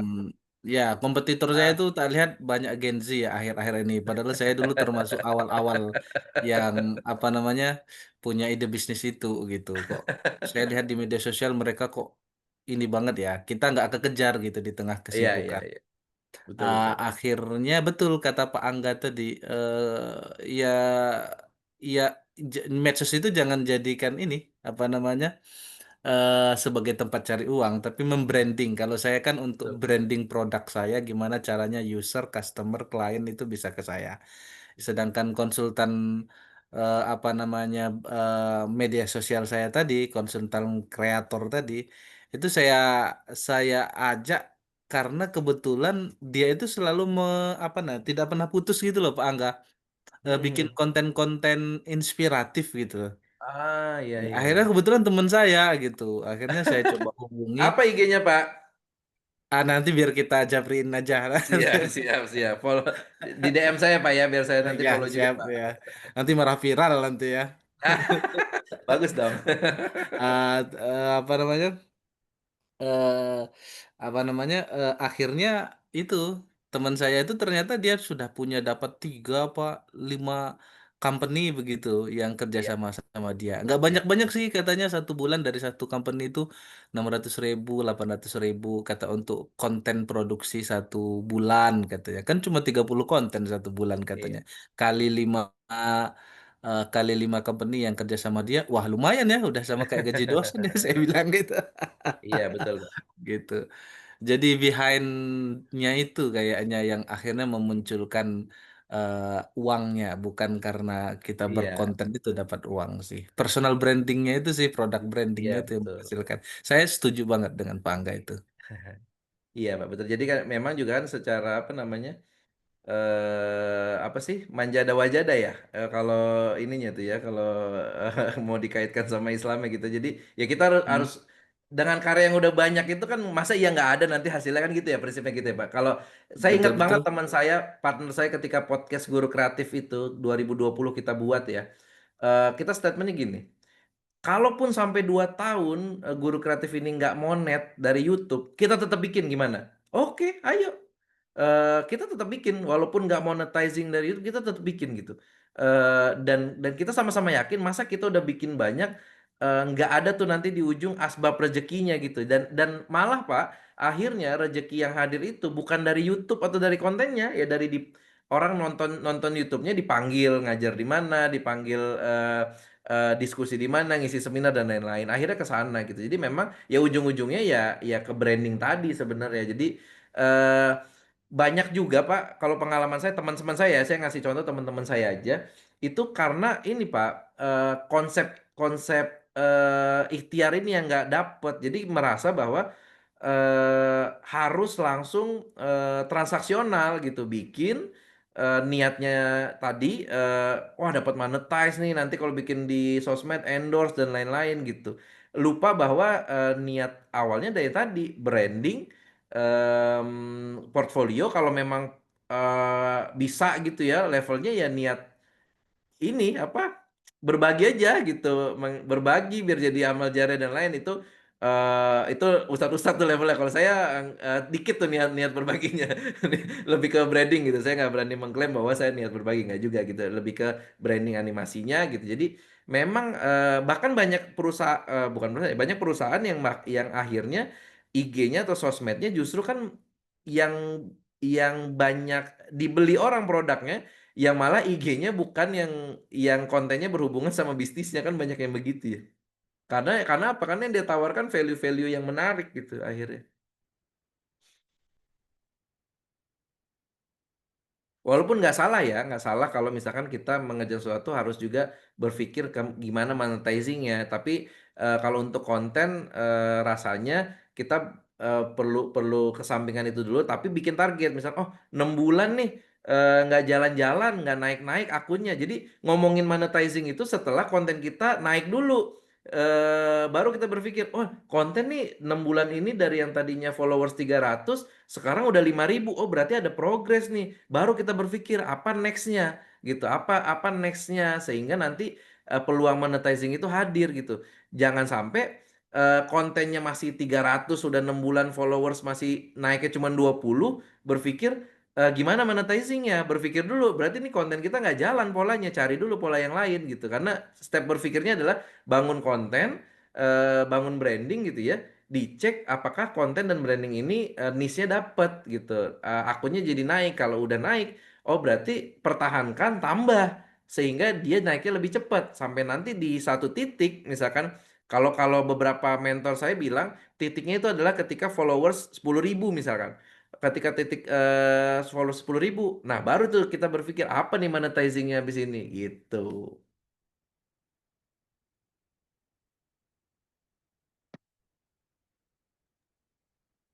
Mohon maaf Pak, mungkin Siap. ada satu pertanyaan lagi dari Mas Arif Setiawan, sekaligus mungkin jadi pertanyaan terakhir. Adakah situs yang bisa digunakan untuk cek plagiarisme sebelum kita upload karya kita? Terima kasih Pak. Plagiarisme sebelum kita eh wah agak susah nih ya. Saya belum belum punya pengalaman sih di part ini untuk ngecek karyanya nih dalam bentuk apa nih? Apakah karya tulis, skripsi, karya ilmiah, gambar, eh video gitu ya? Itu harus harus spesifik juga sih. Tapi kalau misalkan konteksnya gambar atau karya seni ya, visual gitu ya, rasanya nggak belum sampai ke plagiarisme ya. Apalagi kita bikin sendiri, udah tau bikin sendiri kan karya kita pede aja upload gitu. Kecuali memang kita bikinnya dari nyeplak karya orang, itu beda konteks tuh. Ya. Tapi kalau untuk ngecek plagiarismenya saya belum tahu sih, belum pernah tahu sih ini. Kalau misalkan untuk karya ilmiah kan ada ya, cuman saya nggak paham tuh apa nama nama situsnya.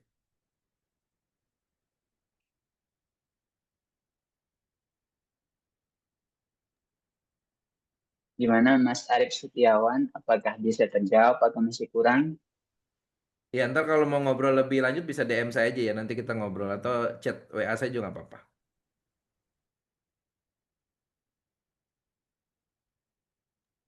Oke Pak, terima kasih Pak. Apakah ada pertanyaan lagi sebelum kita akhiri acara kita pada hari ini, pada malam hari ini?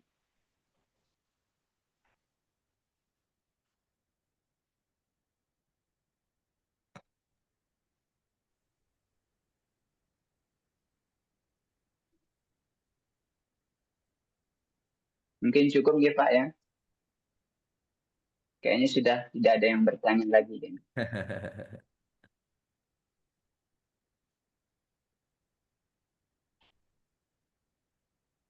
Iya, nanti kalau masih ada mau yang didiskusikan bisa DM Instagram ya atau WhatsApp juga nggak apa-apa. Kalau misalkan lagi lowong nanti kita bisa ngobrol, diskusi, saya bisa balas. Insya Allah. Selama berhubungan sama media pembelajaran dan teknologi pembelajaran, insya Allah siap. Jangan nanya kripto, jangan nanya investasi, saya nggak ngerti. Investasi juga ada AI-nya kok sekarang Ustadz Angga. Ada AI-nya Pak ya? Beberapa aplikasi itu kan pakai AI itu investasi Iya. manajer ya. Betul.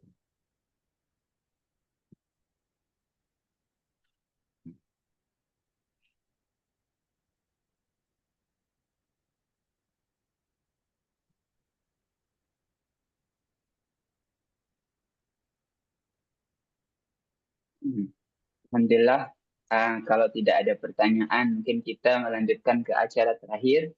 Sudah menunjukkan jam 9 lebih 18 menit ya. Acara terakhir yaitu penutupan. Alhamdulillah rangkaian acara webinar kita pada malam hari ini telah sampai di penghujungnya. Terima kasih yang sebesar-besarnya kepada Bapak Angga selaku narasumber atas ilmu dan wawasan yang telah dibagikan serta kepada seluruh peserta yang telah mengikuti acara ini dengan penuh antusias. Dan sebelum acara ini kami akhiri, ada sedikit informasi kepada Bapak, Ibu, ataupun teman-teman sekalian, bisa mengisi form yang dibagikan oleh Mas Ilham di kolom komentar untuk mendapatkan fasilitas pada acara kali ini.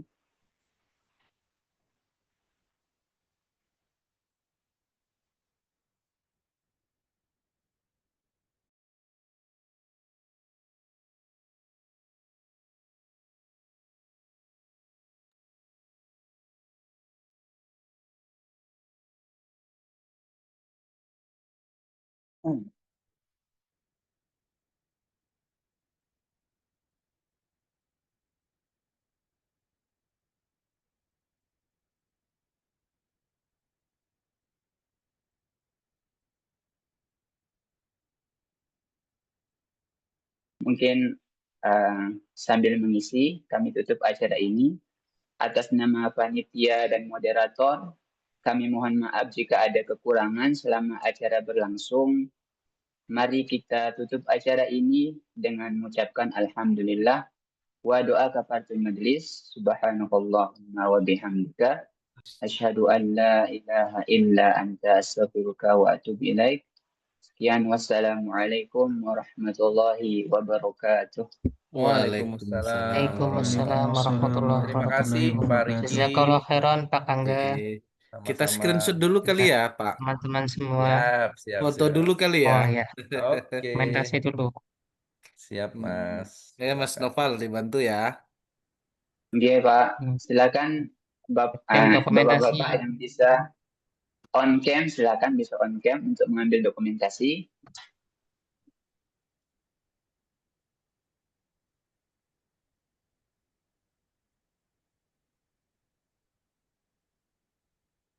Wah, ganteng-ganteng ternyata, Pak.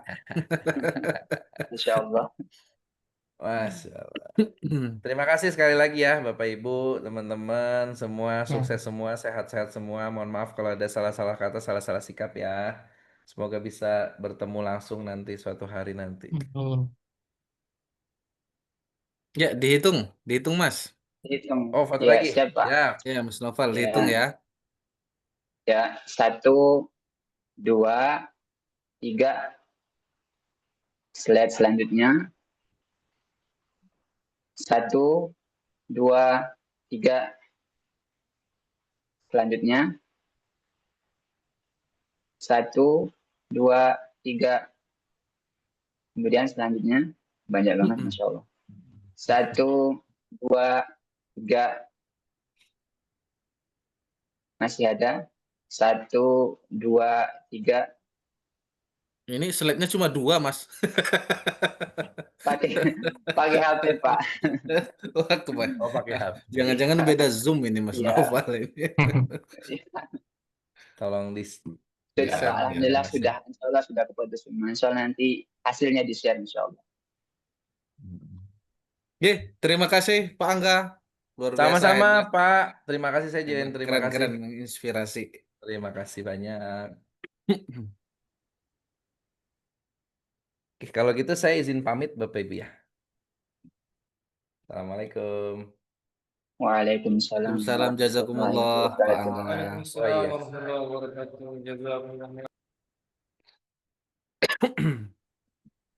Saya izin live, G. Keren, hebat. Siap, Pak.